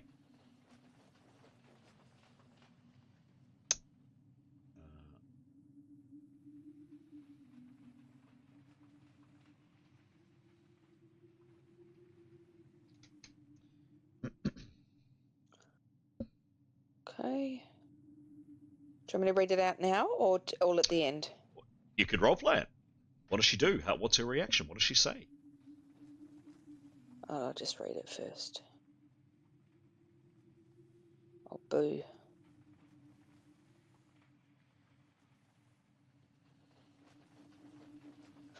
Oh, boo. I'm pretty sure that this isn't magical. Although perhaps I will try a bit later or somebody else can, but not right now. I am sick of trying to figure the stupid thing out, and the GM will let me know if and when to try another attunement. Can somebody else do it, or does it have to be me? Not you. As I say, I'll let you know when and if Keros can have another go. Well, Keros, so no one else, right? Oh, someone else can. Yeah, sure. Yep. But yeah, that's what I meant. the thing is But that that Keros has been doing this for an hour. I'm assuming, correct? Yes. And Okay. then Leif will have to do something else other than this one. Okay. Yeah, because he would have been doing something at the same time on a different one. Simultaneously, yeah. So Leif, should you pick another one and then we'll do them like hour by hour? Yeah, sure. Okay. If that's all right. Leif would pick perhaps the green rope one. Green rope, sure thing. Give me a roll, please. So same time as Keros is doing those. Yes, got it. It's an 81. 81. Now, just to check, I meant to say this for Keros before. -20 to the roll for any attunement for less than an hour. +0 for spending between 1 hour and 4 hours. +5 to the roll for spending more than 4 hours. And the other negatives are -30 if the realm of the spell is different from your caster. In other words, if a channeling user is trying to figure out a mentalism spell. -10 if the character doesn't know what the spell or ability is. +20 if the character knows what the spell and ability is. +30 if this character can cast the spell intrinsically, and of course your bonus for attunement. So sorry, Pete. I often do this. Give me the roll again, please. Just to note, you were cutting out for some of those words for me. I don't know. Was that for anyone else? Same. Oh, damn it. Okay. Don't know if it's. It might be fine on the recording, but just so you know. Okay. He rolled an 81. 81. Cool. And shall I just cheat my attunement? Please. Yes. Plus 65. Okay. So not shabby, but not as good as 103. No. This is the green rope one. Yes. Green rope. Cool. Yes, I've got that result.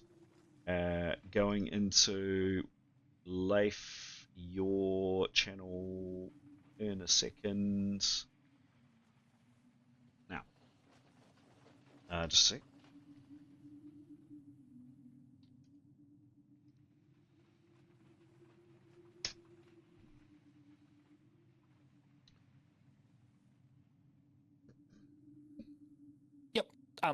Leif will probably maybe at the same time as Kiros sort of come to the conclusion about his one. What a waste of time.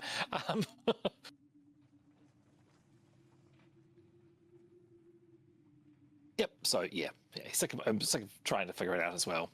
And I think at the same time might have had Mythan. Oh no, she's doing something else. Whilst delivering, if I can just jump in with this now, whilst when Kiros talked about how Demos's state was, Mythan would have been asking specifically, does he need healing of hits? Whatever that means. I don't know if because I assume her diagnosis, it's pretty comprehensive. It's a 10th level spell. It's a pretty potent spell. So Keros would be able to communicate to you that Demos is on 43 out of his normal 135 hits. Sorry, missed that. He's on. It's interesting that my mic's cracking up. Can you hear me now? Yep. It's just intermittent. Okay, weird. Yeah. Demos is on 43 of his hits. Okay. Neathanel's, of course, on negative 54. If with that in mind, actually, she could, if that healing came soon, she could then be getting on with. If she was conscious, she could get on with her self healing. If that makes sense. Yeah. So Mythan's thinking is that clearly Neathanel is probably going to need hit healing. You know, big holes in her and she was bleeding out. So Mythan is keen to do healing on her over Demos. Yeah. So Mythan would like to spend some time doing hit healing on Neathanel whilst people are attuning. Yeah, sure. Yep. What does that look like, and what do you do? So she will do her prep. Yes. Whilst people, and she will cast the first spell. Sure thing. That's right. And obviously this is all with prep, so it only fails on a 1 or a 2. Cool. That's the first one, and it's so it's a 14, so I think that's successful, and it's 3d10. If only she had that. That's 14 hits. Oh, she rolled. Neathel is now on negative 40. Cool. She'd like to go again, please. Yep. That's a successful spell. Yep. 3d10. Another 17 hits. Negative 23. Oh, she'll go again, please. Successful spell. Another 13 hits. Nice. 10 more to go. The fourth spell. That's a successful one on 41. Oopsies, 3d10. 12 hits. 12 hits, and with those 12 hits, and you putting your arms or your hands on her, Neathanel's eyes flicker open. Neathanel is now conscious. She's on 2 hits. You have a pain in your chest, Neathanel, as described earlier on, and a pain in your shield arm. So just before you say something, come to consciousness, can you also please roll a 1d100, and unfortunately, elves heal at ×2 rate. They take longer to heal. Give me 2 rolls, please, Neathanel, because these are 2 injuries. We'll roll first for the shield arm. This is Mast. Give me a roll, please. 45 and 87. Hang on. 45. So that was 45. And what is her constitution, please? Constitution bonus.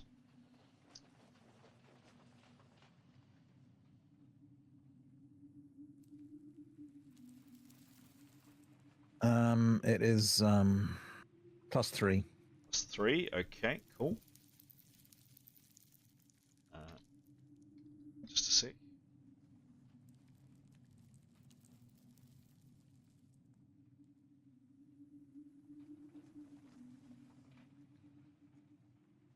Okay, just coming.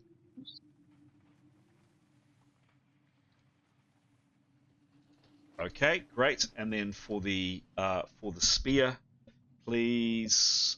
You rolled an 87, and +1, and that is it's tissue. 3. Tissue. +3. That's tissue damage. Okay, cool.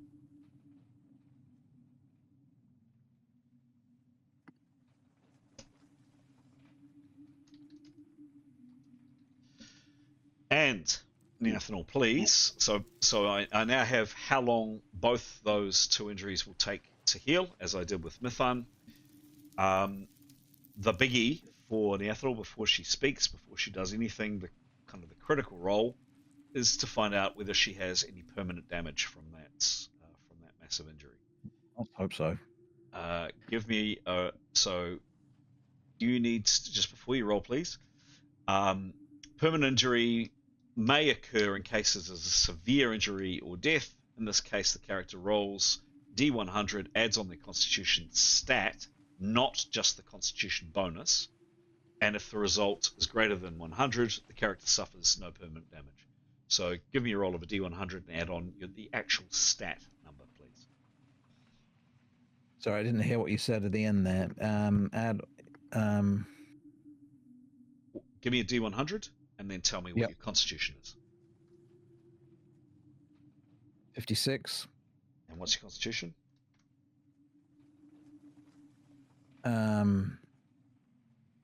Not 68. +68. That is well and truly over 101. No permanent damage to Neathanel. Neathanel, you are now awake. She's a fucking magnet. What do you mean you don't know what a magnet is? Jesus Christ. Yeah, so she'll thank Mithan for everything. The healing.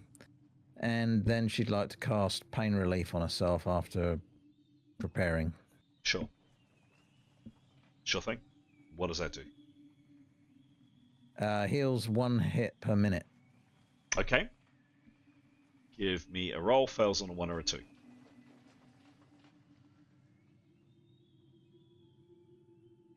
58. Sorry? 58. 58.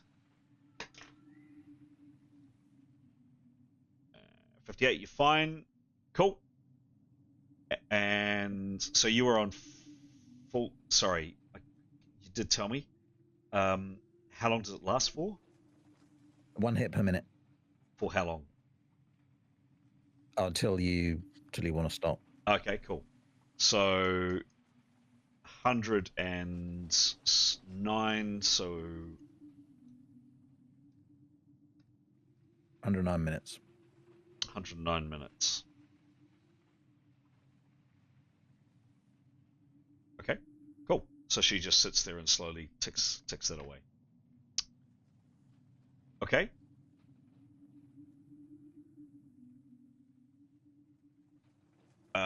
So basically an hour and a half or thereabouts.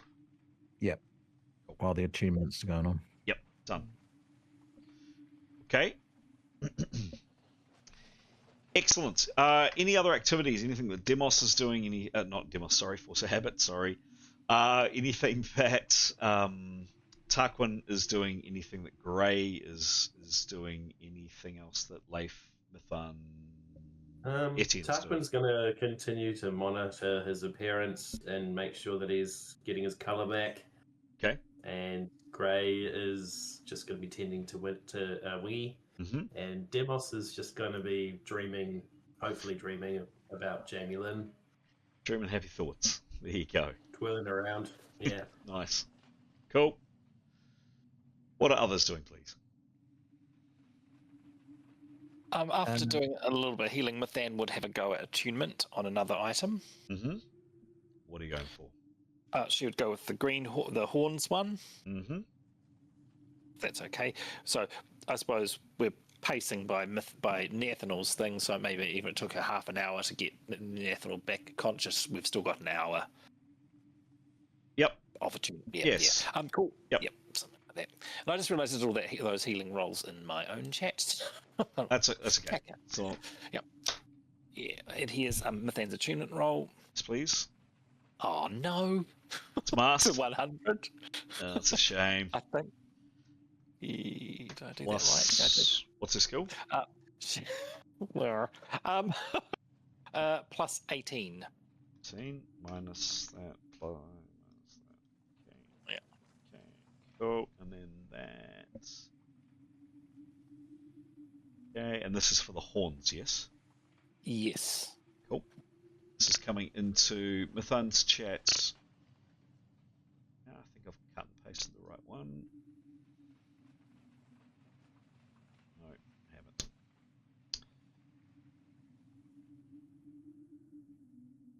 Okay.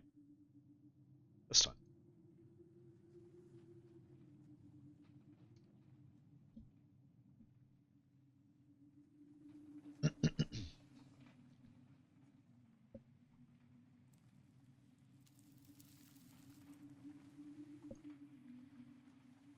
Cool. She will report the same result. Well, she'll say she doesn't think it's magical. You know, she might have another go at some point later, but doesn't think she'll get any joy right now.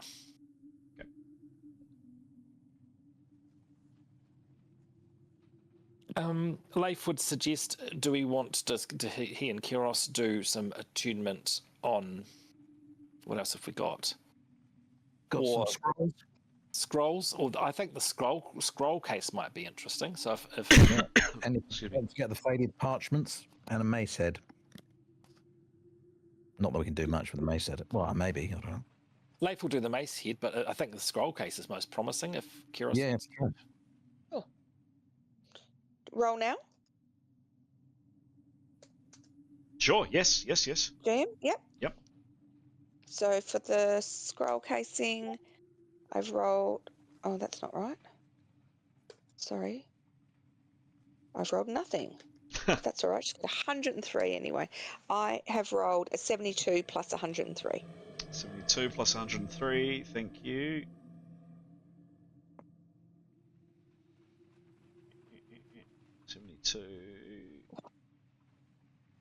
Oh, roll again, please. Okay.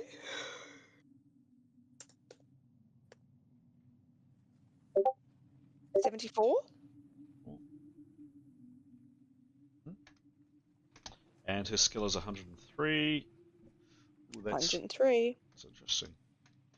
Have you just managed to cast it against yourself? No. Haven't done that. Okay. Kiros, some information coming into your chat. Do you feel lucky? Always.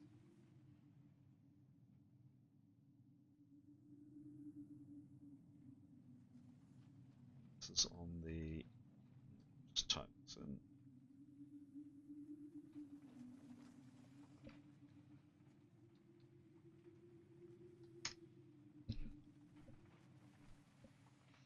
A lot of admin this tonight. Sometimes it goes like that. Oh, boo. Let's introduce insurance into this game. same again, not magical. We'll need to come back to it or somebody else can, but I'll paste it in there. Anyone else want to go?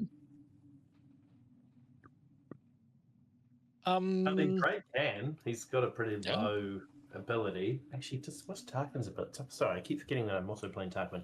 What is his ability? Sorry, I've accidentally just closed my PDF. Okay, just opening it up again. So Tarquin, what's his? What am I looking for? I'm looking for.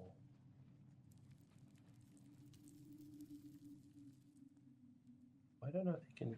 Can he do that? Oh, Truman, yes, he can. He's got plus 25. Actually, I think it's about the same as Grey. But, I mean, they can. It'd be a long shot. Tarquin, of course, has a negative 20 to his roll. Oh, yeah. Can you... Oh, I forgot to minus Mithan's negative. Anyway, yep, it's all good. Right. Well, Grey will have a go then. Okay. What's he looking at? What have we got left? We've got what's left? What's the shiniest object that we have left? Could do another one of the amulets. Oh, yep. He loves an amulet. Sun one. Yep. Sun, sure. Oh, all right. Give me a roll. He's plus 27, and the roll is 12. 12. Yeah. He's making gestures, but quietly. Okay. But quietly, yep. Is it masked or not? It is masked. Oh, good. Yes, it's There you masked. go. Always masked, because you don't know what it is. Okay, and great. Some information coming into your chat. Someone actually looked in the scroll case. Like, is there a scroll in there? It says, you are pretty sure that this item isn't enchanted in any way. Grr, what a waste of time. Though maybe now that you think about it, you might want to try again after a bit of time. Yeah. I mean, was there anything in it? There is a piece of parchment in the scroll case. Right. Maybe we should read that. Who can read scrolls? You know what it's written in? Will be runes, wouldn't it? I don't know. Certainly not a language. I mean, there is writing on the parchment. It's relatively, compared to the pretty mangled books and scrolls, etc. This is in reasonably good condition. Actually, surprisingly good condition. Is it? There is text on it. You don't know the language, or the runes, or the language, or whatever it is. Unfamiliar. Yeah. Someone's reading Kira runes? can read runes. Yep. Sure. Tarquin can as well. Oh, what's Tarquin's? 25? Oh, Kira's is 43. So sorry. It's a bit better. So this is an hour later after having a look at that first object, Keros? Or is this now 2 hours later? Pete, you're keeping rough? Two? Two. Kiros has done 2, yeah. Okay. 2 objects. Okay, so you're spending a bit of time here. Okay. So give me a read runes, please. Okay.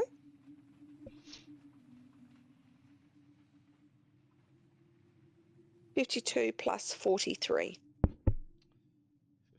52. 43 minus that. Okay, cool. Keros, some more information coming into your chat.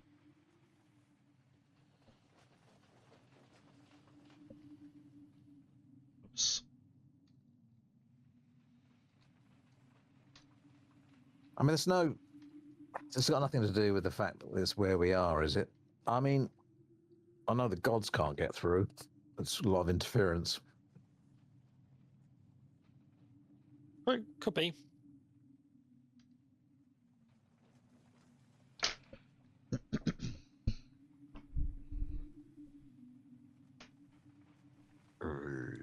Yeah, same again. I wonder if it is the place, Graham, like you say. Maybe to have another go on different things. For Leif's second item, can he have a go at trying to attune the mace head? Yeah, sure. Please. Give me a roll.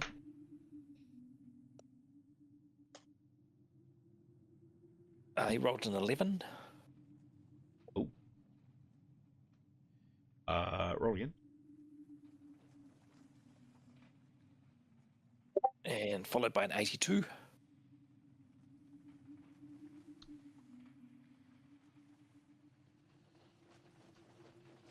And what is your bonus, please? His attunement is 65.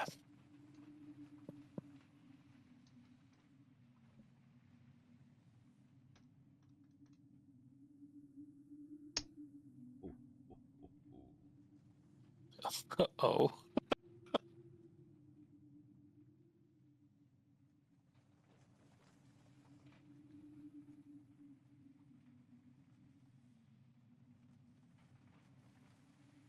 Set an alarm for attuning this stuff.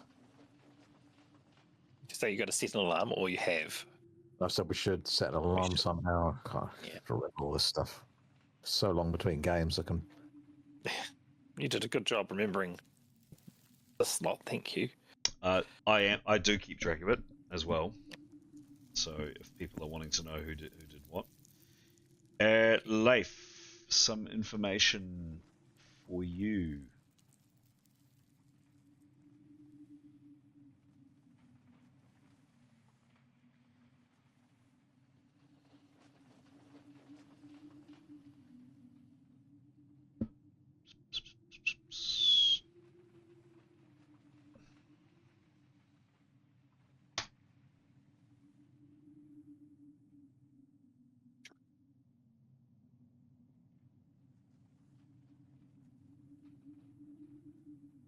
Same again. So he doesn't feel it's magical. Mace head. Cool.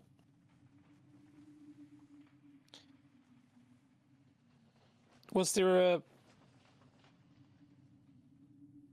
thing on the parchment? Was it the same? Was it the scroll? Sorry, got you. Yeah. I reckon we might be done here. Or do we want to? Oh, Leif's got one more actually. So it's been 3 hours on attunement. Leif's done 2.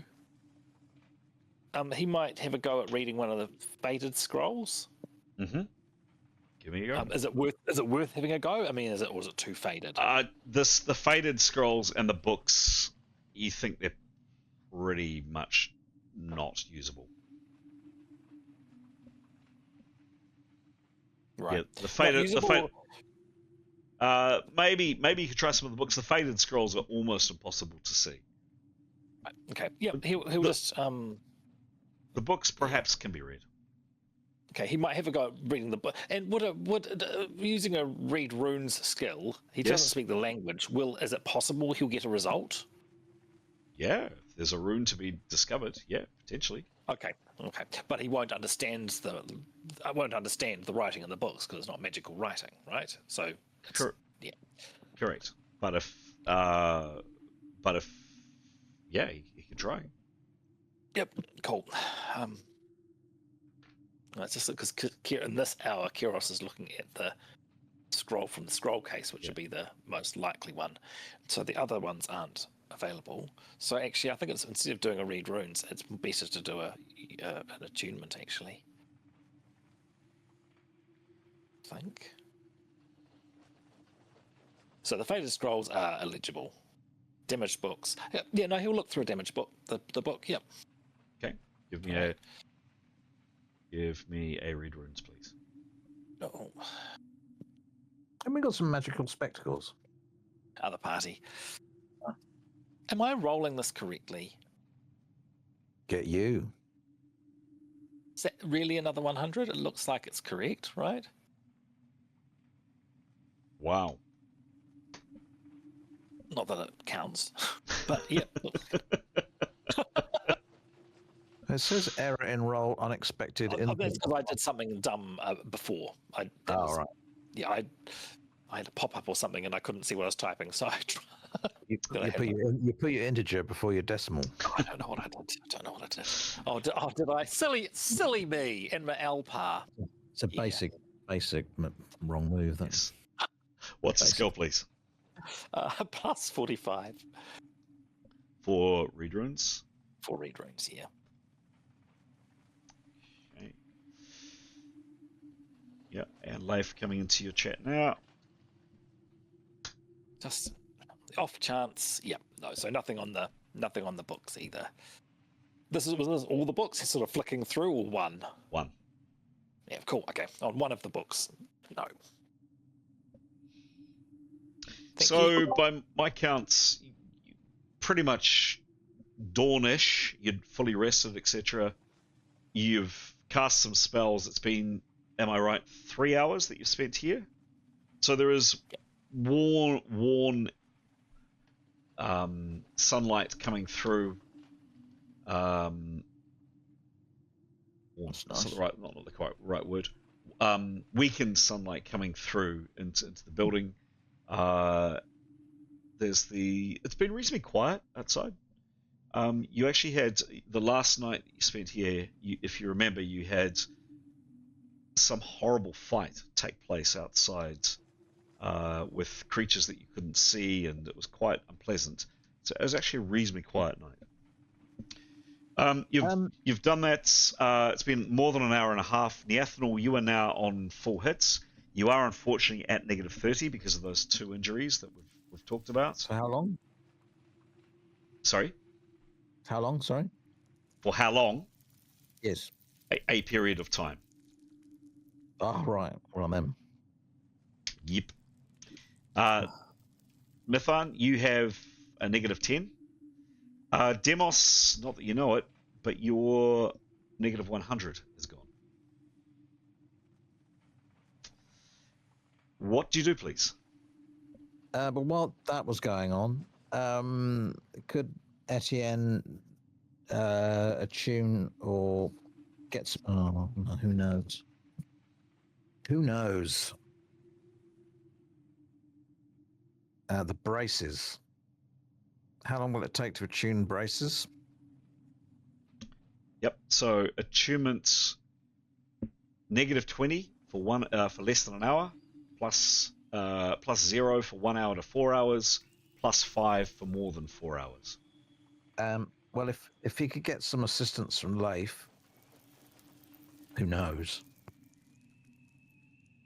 We may as well do it for the remainder of the time that we've spent.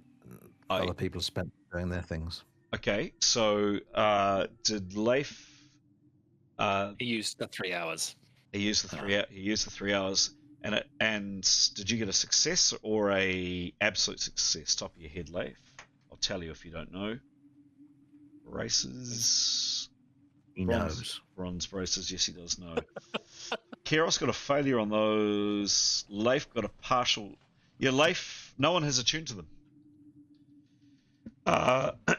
Keros failed those.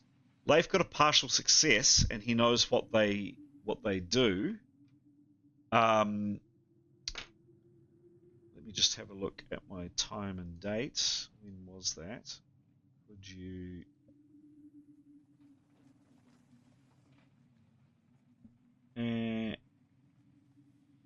Yeah, and Leif, you can't have another go at them, I'm afraid. But you do know what they do, and you can at least, so you can't teach someone else how to use them, but you can say to Etienne, this is what they do, and that would give you at least a bonus, Etienne, of plus 10 or whatever it was, because it's not a... so if Leif tries to teach you, or if someone tries to teach you, if they've been successful, they get a plus. So you get a plus 75 to that roll, to your attunement roll. If you at least know what the spell and ability is, you get plus 20 to the roll. That's probably not good enough. Okay. So Mithan would, if this is sort of happening and whilst other attunement's going on, Mithan would offer to have a go at attuning them on the off chance she gets them, though, so then she can, because they're not hers. So. Okay, yeah, sure. Give me a roll. And, yep.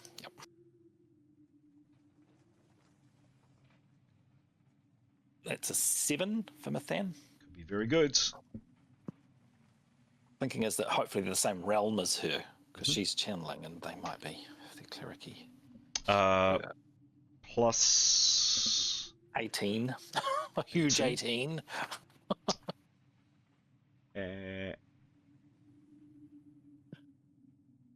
Do the braces do? Oh, they do. Repel undead, yes, they do. Very handy.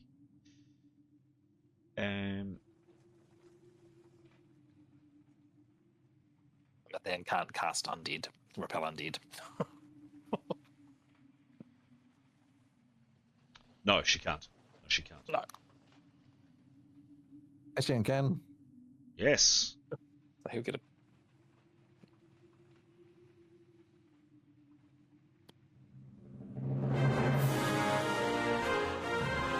Oh! Woohoo! Keep it down.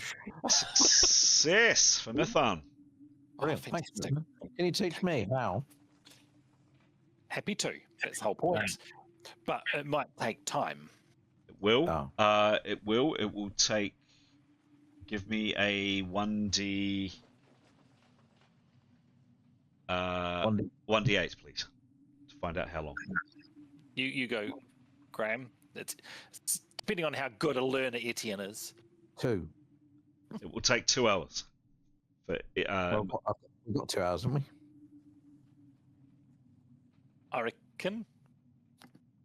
I mean, didn't we just spent an hour, haven't we? And so we got 2 more to go. Is that correct? No, you're Pete. You've been keeping track of this. I haven't. So I think you're up to 3. Yeah. So Mithan did healing for the first half hour, ish. Did one, and then she did 1 attunement. So we've got an hour. Then she did this attunement. So it's pretty much 3 hours up. Yep. So what do you think? Is it worth it or not for 2 extra points of repel undead? I don't know.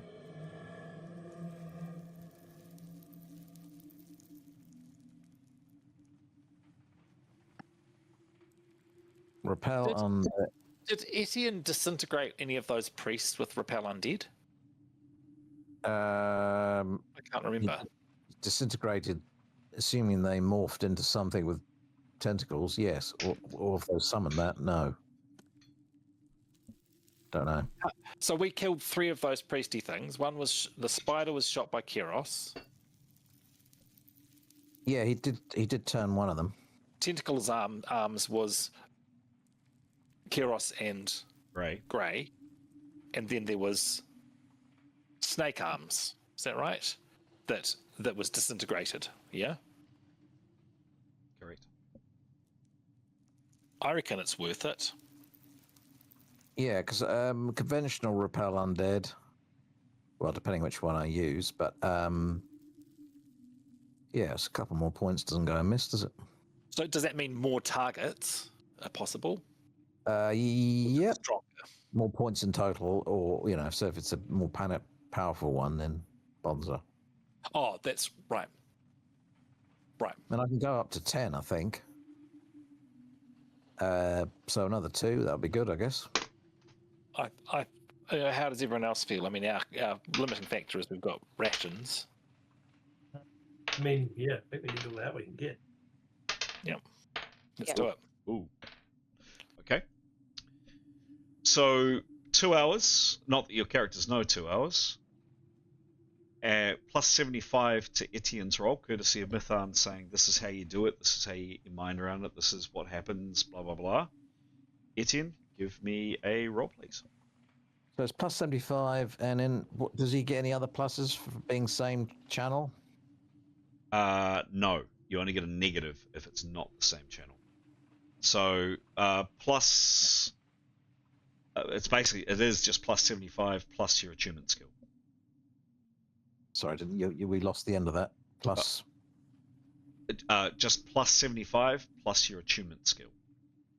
Oh, I don't have one. Okay. Oh, in that case, we will need to figure out what your skill is. Does someone have the 2 stats handy? Which stats? Oh. Attunement. I'll see if I've got it. And where are we? What have I called it? Skill stats. Your Attunement. Empathy and intuition. 18. Plus 18. Okay. 25 minus 18. You have a negative 7 to this roll. But plus 75. Give me a roll, please. Unmasked. 39. 39 plus 75 minus 7 is 107, which is... are there any other modifications on that? Realm, no. You don't know what it is.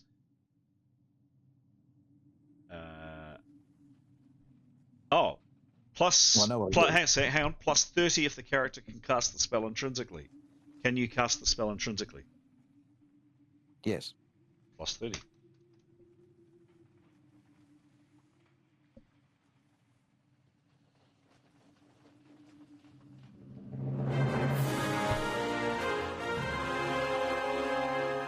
Hurrah. Success. Yep. Cast that then. Thanks, guys. What happened? Right. I think we should do some more admin. well, that repel undead spell has been so useful. I think it's worth. Yeah, no, I think you're right. Yeah. Um, And we all wanted to see Etienne wearing some braces. I suppose these are arm braces, not elastic braces. they're rainbow trouser Teeth braces. He's got bright rainbow color ones. He can wear them. Yeah. What should we do now then? What are we going to do with Demos? Can we hide him? It's probably a bit mean. He'd still be eaten by something. I think we float him and drag him along like a balloon. Put him on a string. You don't think it would be worth stashing him behind the bar or something?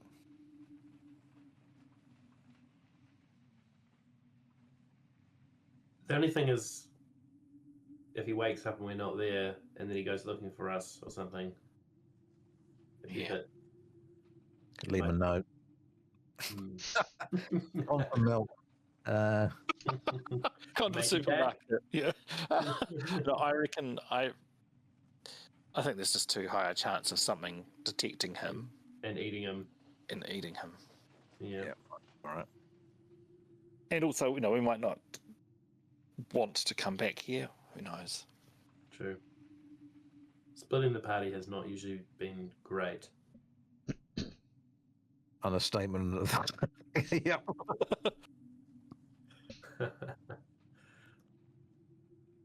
It's not a great split, is it? Demos and then everyone else. Yeah, that's a little awkward.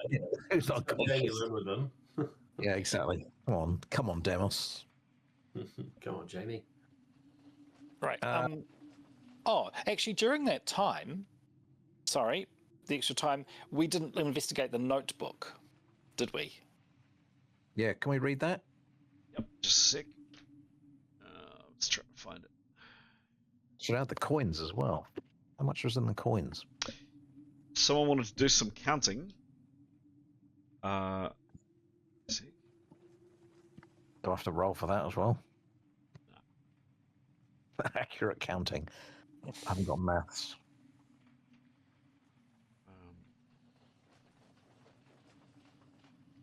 Yay.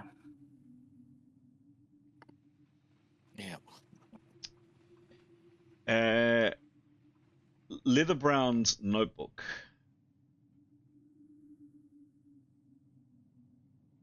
Yeah, it's just a It's got kind of scribbling text inside it. It's got some diagrams and things. Perhaps image sketches of perhaps maybe looks like a forge, perhaps maybe. But other than that, Forge. a forge.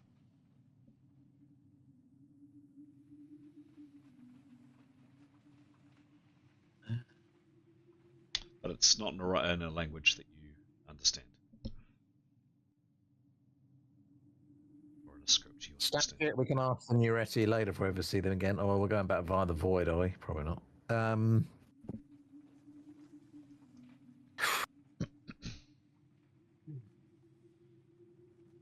Right. No. Are we going back then?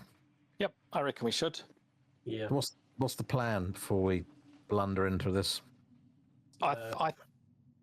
So we've got a floating Demos balloon. Yep. Mhm. We approach carefully. I think we explore the temple because I think there was one statue we thought was missing. Yeah. Well, we didn't really get to the bottom of all the things on the table, did we? No. all the plug-in crystals in and stuff. Yeah. Well, I think we figured that Tarquin did all of that, and it sort of made each filled in the plinths with apparitions, right? I thought. And we were one missing, were we?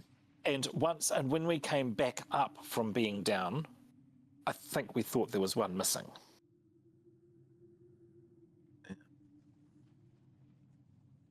Okay. Yeah. So I think we just explore there, and we are very just whoever's feeling up, whether it's Tarquin or whoever's least worst at stalking could investigate down the trap door. Yep, I think Gray's pretty good at stalking. Cool. So we could take it, bit by bit, and just see.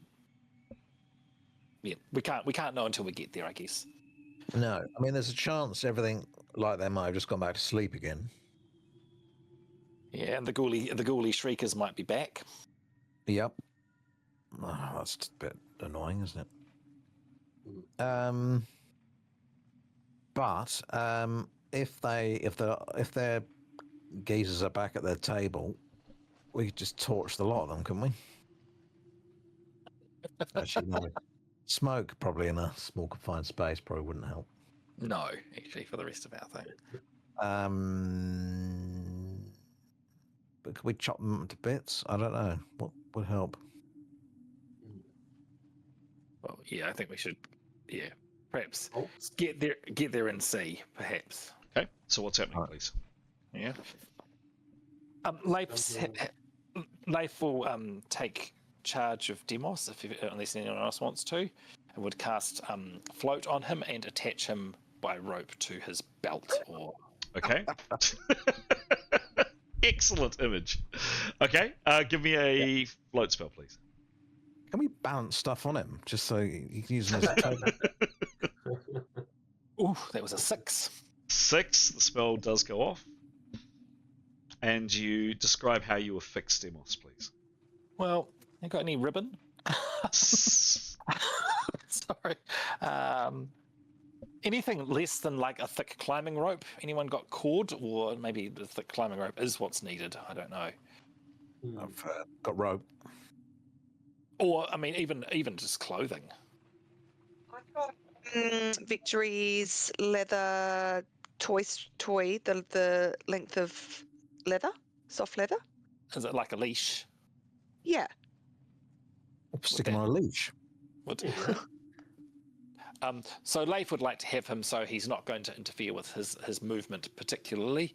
So not right behind him. Depending on what happens, I might have to give a negative, Pete. You understand that? Yep. Yeah, absolutely. Yeah, because it's... Yeah. I think the cat leather, how long was the cat leather? Well, it's from the...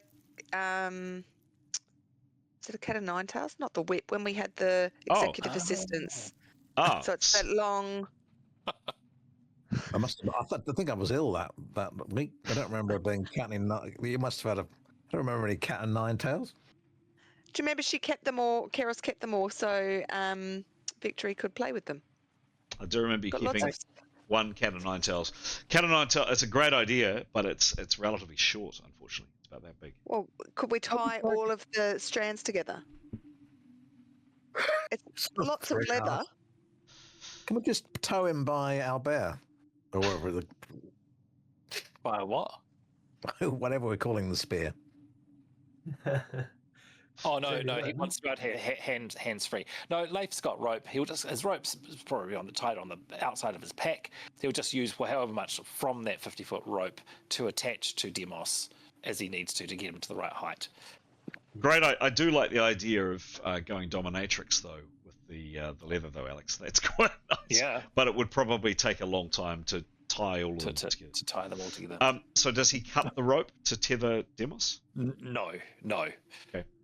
So just secure one end, as much as he needs to, and then ties a knot around Demos's belt or whatever, and then the rest of it he'll sort of tie another knot in it to keep that length the same and stash it in his pack or on the outside of his pack as he's had it.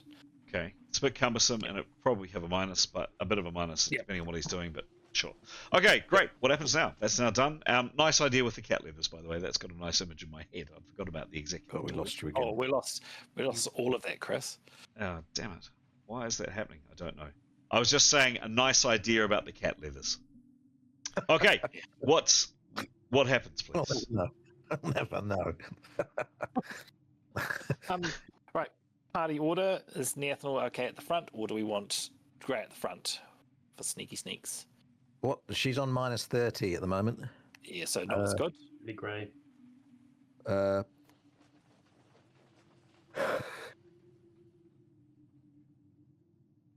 Grey at the front. I got Grey at the front. Yes. And then who's next?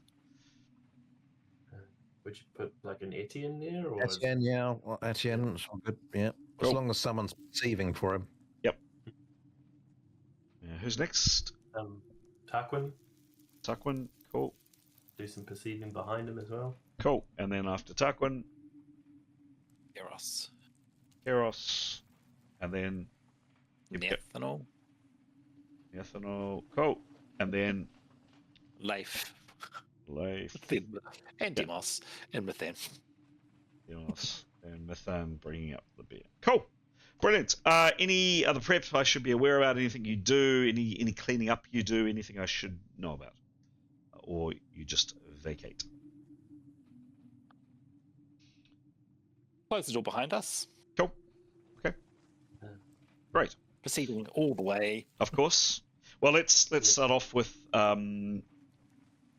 so can I just for the first three, please, can I get a perception roll from Grey, perception roll from Etienne, and a perception roll from Tarquin, please? And that'll carry us through to other things. Oh. So Grey's perception roll is 7. 7? No, it's master, remember? Plus? Yeah, that's true. Plus perception is 49. Cool. And then got Tarquin's one. Tarquin rolls a 83. Cool. Sorry, just trying to find Tarquin's. It's pretty high. 105, I think. Minus 20. 102. 102. 102. Okay. Yep.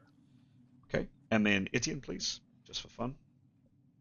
Do we have to roll Etienne? All right. He's not very good. 42. It's gone up a bit, but not much. His perception is now plus 38. That's slightly better. 101. Okay. Okay, great. So you pick up Leif. You've got a fascinating, nice, lovely new balloon. Did you have the same balloon as you had last time, or a different balloon? I'm trying to remember. I think his balloon might have been in the ethanol balloon last time. Okay.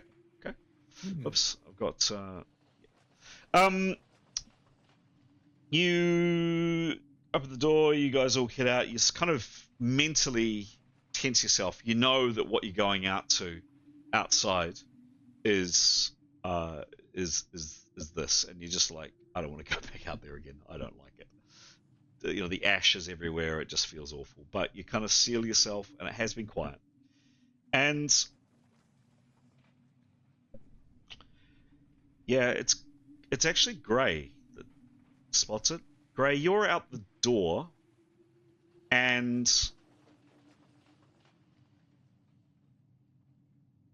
then, oh my god, there, in the mist and in the filth and the fog, your keen eyes, Gray, you've come out the door, Etienne's just exited, and Tarquin, almost at exactly the same time, sees it.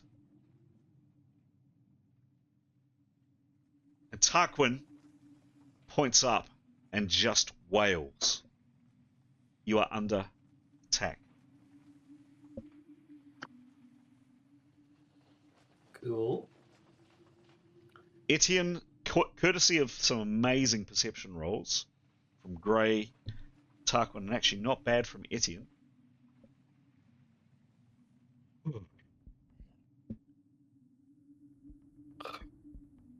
This is what you see, and it is horrible.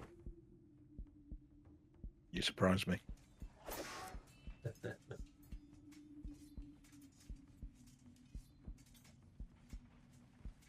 Coming out of the mist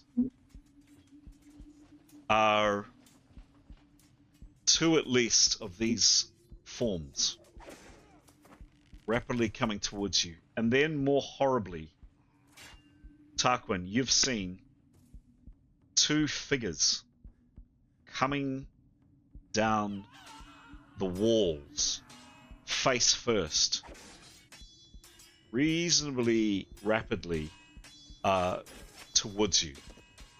These are what you see. Horrible black shapes. Two at least coming down the wall face first, and at least one or perhaps two out in the mist. GM is going to turn to a map. Very fortunately, only three of you are out the door. Keros, Neathanel, Leif, Demos, and Mithan are back inside the building. So whether that was good or bad, I don't know, but that is what happened. You weren't at least all ambushed. And that was some amazing perception rolls. Foiled my plans.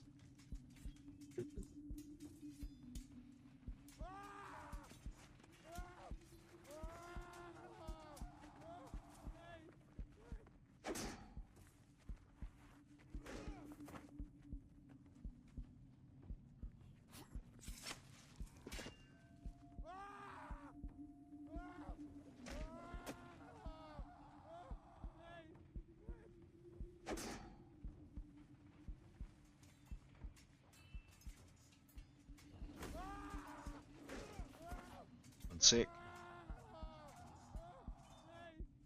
that's good.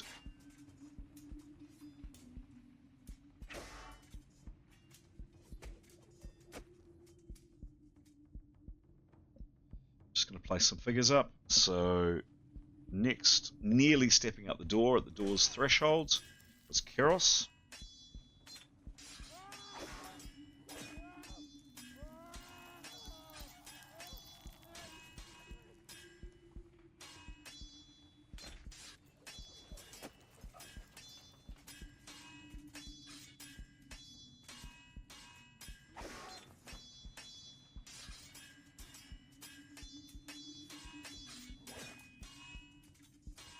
It's unfortunate. Very unfortunate. Keros. Leif was next.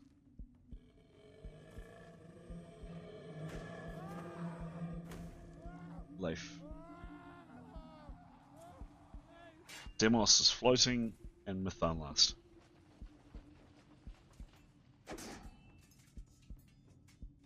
Out the front. Tarquin Etienne. And Gray.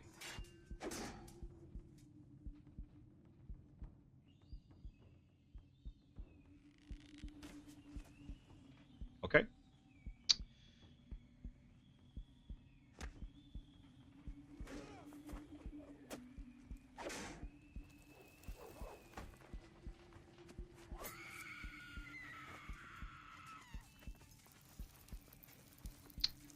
This is what you see. And we are straight into rounds. It really was an excellent set of perception rolls. So,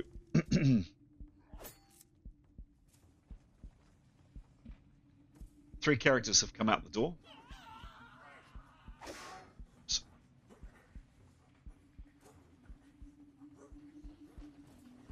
Pull this map together in a real hurry.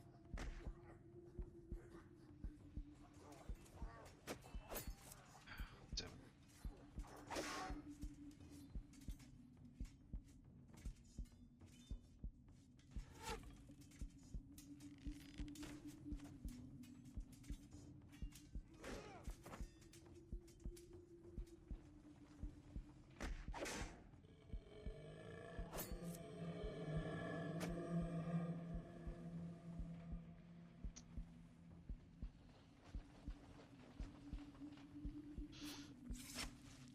Gray, Etienne, Tarquin.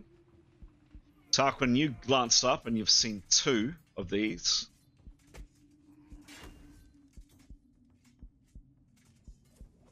Gray, you're aware of 1, 2, 3. Etienne, you've at least spotted this one and this one. And then, unfortunately, the figures aren't allowing me to put you down on ground floor. But immediately inside the door, so if Tarquin is there, immediately inside the door is Keros, then Leif, then Mithun. Amazing rolls from both Tarquin and Gray, and that really was good, useful. Rolling initiative.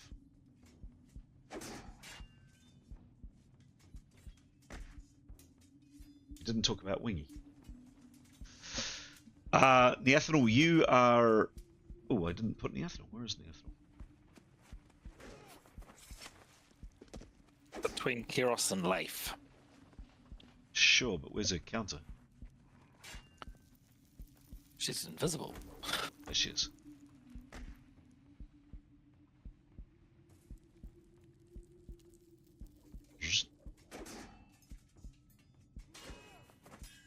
Keros and Leif.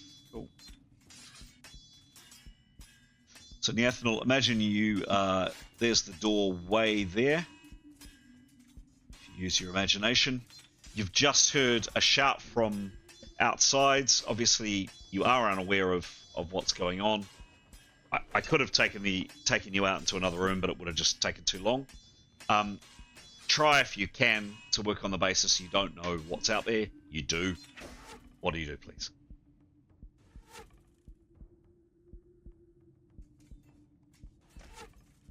Hello, Graham.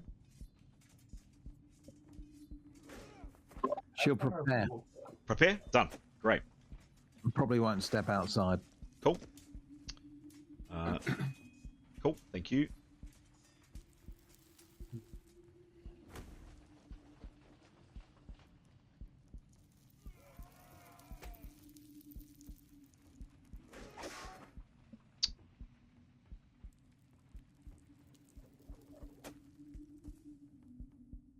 This spectre, for want of a better term, moves not massively fast, but fast enough towards you. Damn it.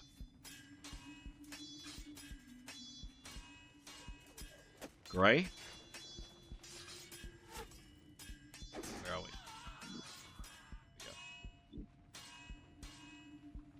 There we go. That's better. As it approaches you, can you please make a channeling resistance roll first off. That's a 1d100. Yes, please. Cool. 19.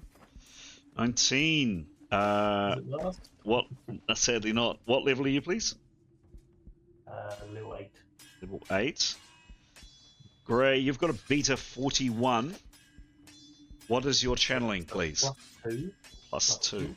Plus 2. I am sorry, Gray.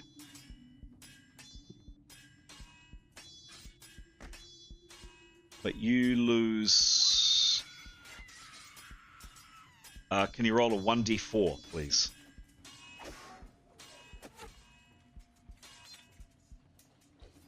2. 2. You lose both 2 hit points and 2 of your precious constitution. Temporary constitution. That goes down as well. So I'm now knocking down your total. Was 119. It's now 117 total.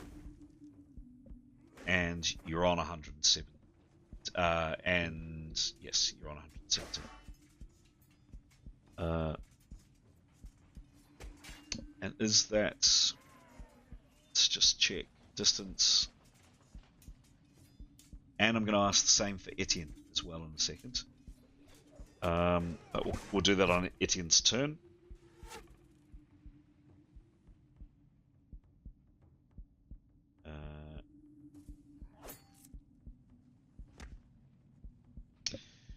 And this thing slashes at you.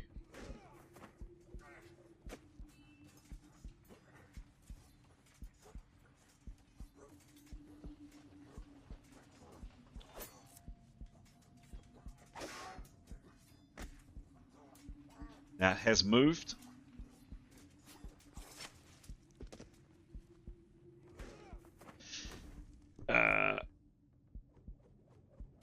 I'm assuming you have your shield on your arm.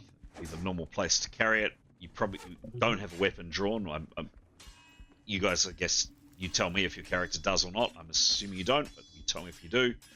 Glancing shockwave. So one of these awful, you can see them there on screen, these kind of almost smoky, like long tendrils, slashes across Gray's face, actually. His pretty face, and cuts him for 1 hit point. Poor Gray. Poor Gray.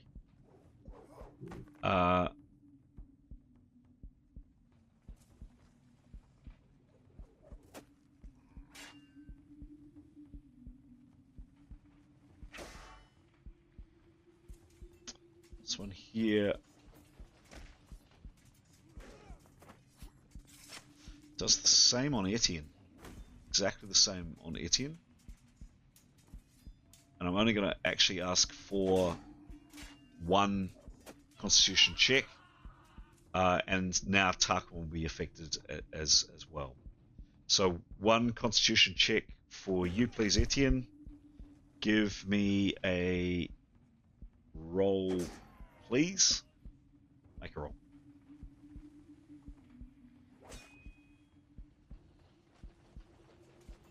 Sorry, did you say channeling? Channeling, yes. Yes. He's now 9th level, is that right? 9th level, yeah. Plus 34. Nice.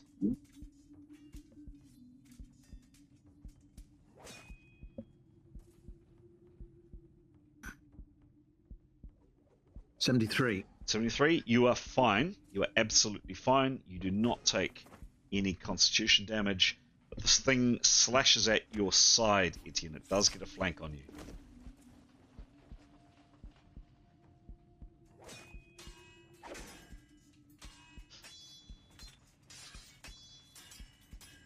No sound from these creatures. They're completely and utterly silent.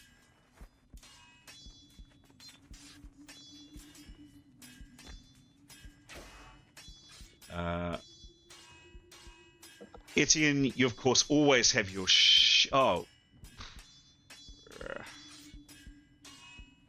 guess you would be spinning. Yep, I'd give you your shield plus your full DB completeness. So it attempts to claw at you, and it misses. On Tarquin's turn, we'll do a Constitution check on him, and actually think... No, not quite Keros. Next is Grey Roughwind. Grey, what do you do?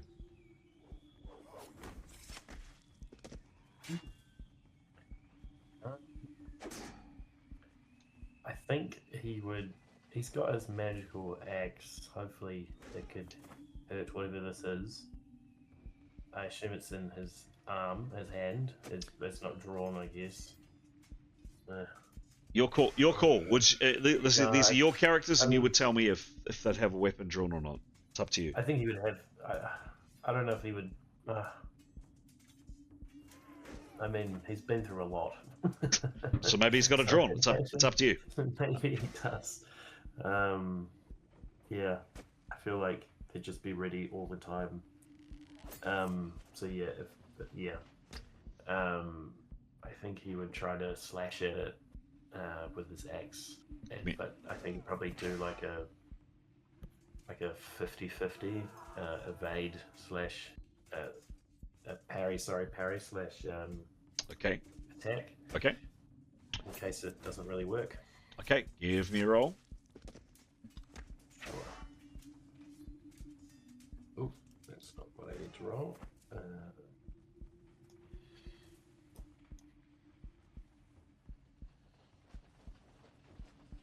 77. 77's a good roll. And what is half his skill with his hand axe, please? That would be 52.5. 52. Thank you. You hit it, and your magical axe bites home. It's quite fast, this thing, but yeah, you hit it. Wallop. Can you please roll the critical? Oh, yeah, gladly. 49. 49. You do it 12 and a B, by the way. Nice.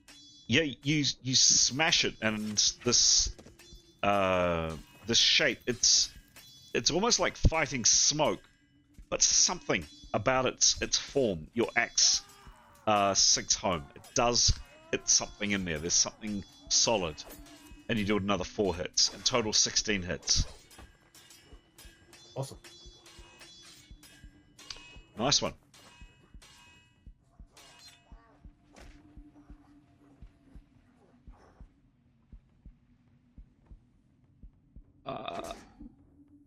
Another one comes up and savages you, Grey, on the side. Less movement this time. Not going to make a Constitution check because you've already done that. If he was parrying 50, would we be able to parry this one, or is it only attacking him?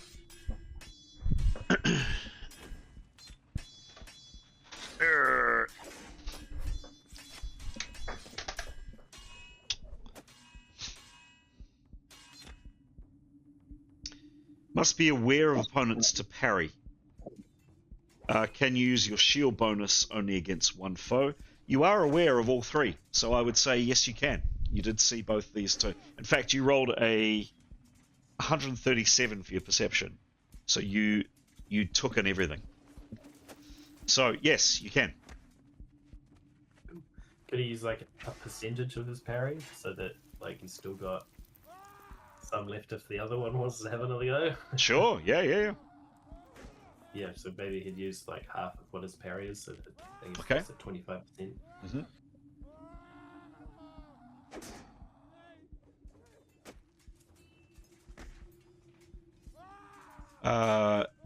Cool. And so what, 23? 20, 25? 25. 25. Now you don't get your shield on this one because you used your shield on the last one. Perfect. Yeah, you use your axe to basically brush it aside, and you're good. You are good. Doesn't even touch you. Phew.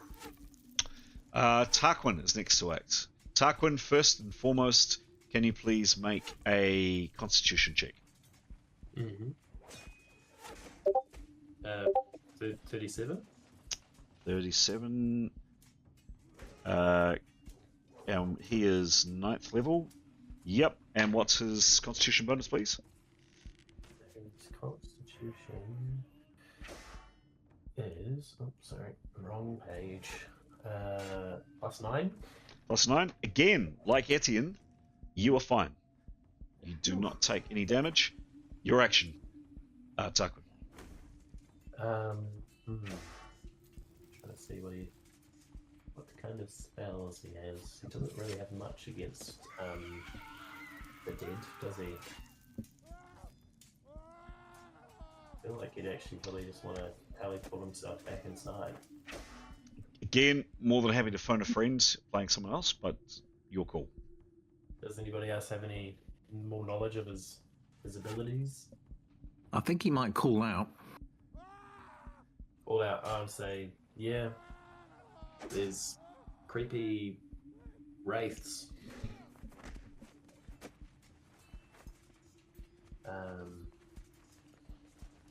Yeah, he would definitely do that. He would say, yes, there's wraiths afoot. And maybe if he saw how many he saw. He's aware of either 4 or 5. Can't be sure. Yeah, he would say there's 4 to 5 wraiths coming at us. And he doesn't have any kind of magical weapon, does he? Gian will help you out. He picked up a magical dagger.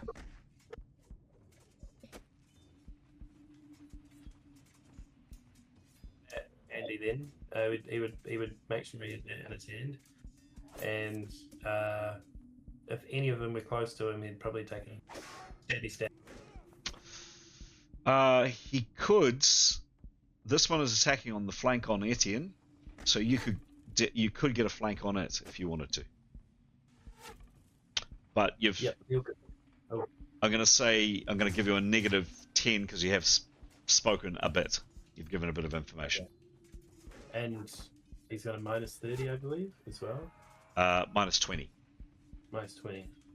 He'll still maybe go for it, I think.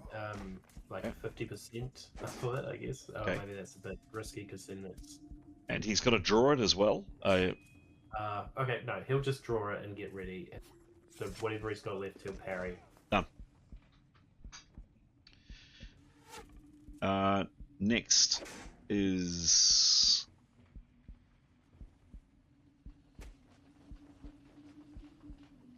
Cool, does that. And then... Leif, you've just heard this outside, you've just heard Tarquin shout out. What do you do? Leif would have had his sword out. Okay. Yeah.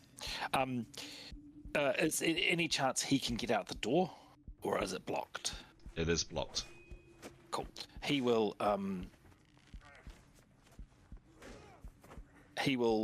You also have a balloon attached to you. Yeah, true.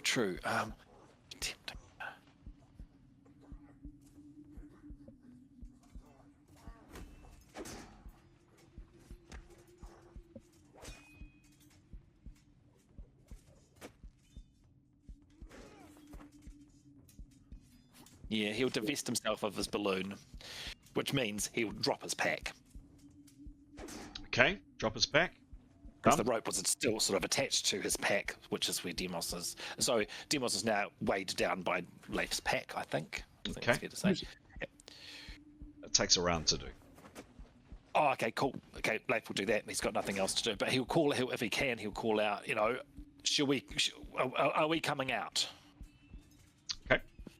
Who's in the door? Tarquin. Ah.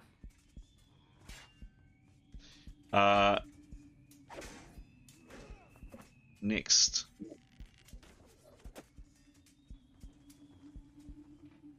This critter here, Tarquin, comes... Is it going to let me do it? Comes down and across. Horrible to look at. Not that you necessarily are looking at it. And it comes down... Unfortunately, none of my images quite do. That's getting close. Comes down face first, like it's gliding down the wall towards Tarquin, and slashes at him. Just horrible. These black, horrible shapes. Cool. Was he aware of that one? Would he be able to parry? He rolled 114, which was a successful. You rolled well. I'm going to say he was and he looked up. So yes, he'll be looking around. So yes, I would give you that. Nice. So he drew. So he's got. So you might need to do a bit of calculation. He talked for 10%. He drew for 20, which means he has 70% of his dagger skill to use for parry. Whatever that is.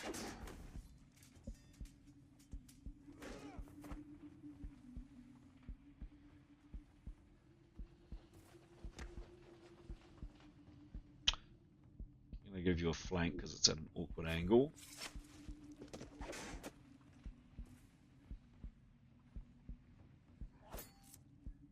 Do you have the parry? He doesn't necessarily have a dagger skill. He's got like a knife skill, like knife throwing and knife attack kind of skill. Half your short sword. Oh, short sword. Half your short sword. Sorry, I'm just trying to find what that is. That's alright, you're playing someone else's character. Again, always appreciate you doing that.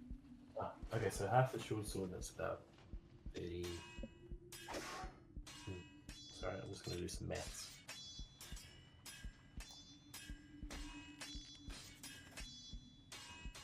Okay. So I'm gonna have to pass out for the evening, but I'll Okay, Graham. yeah. Can we get to... Okay, well... And me. I'm sorry, I'm going to have to go too. Okay, do we want to finish Tarquin's action off and then pick it up at whoever's the next person after this? So we won't do the end of the round. Cool. Yep. His skill, the 70% of that is 27.3. 27.3, thank you. Cool, Graham. Head and Alex, you got a head as well.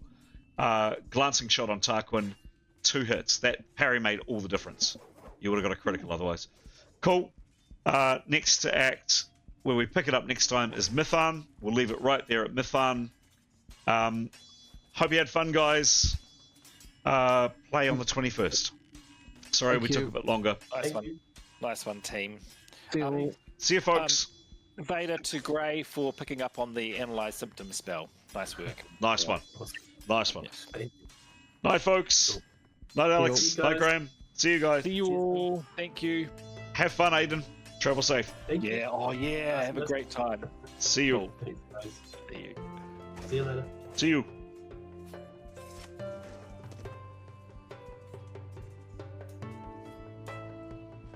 And rolling credits.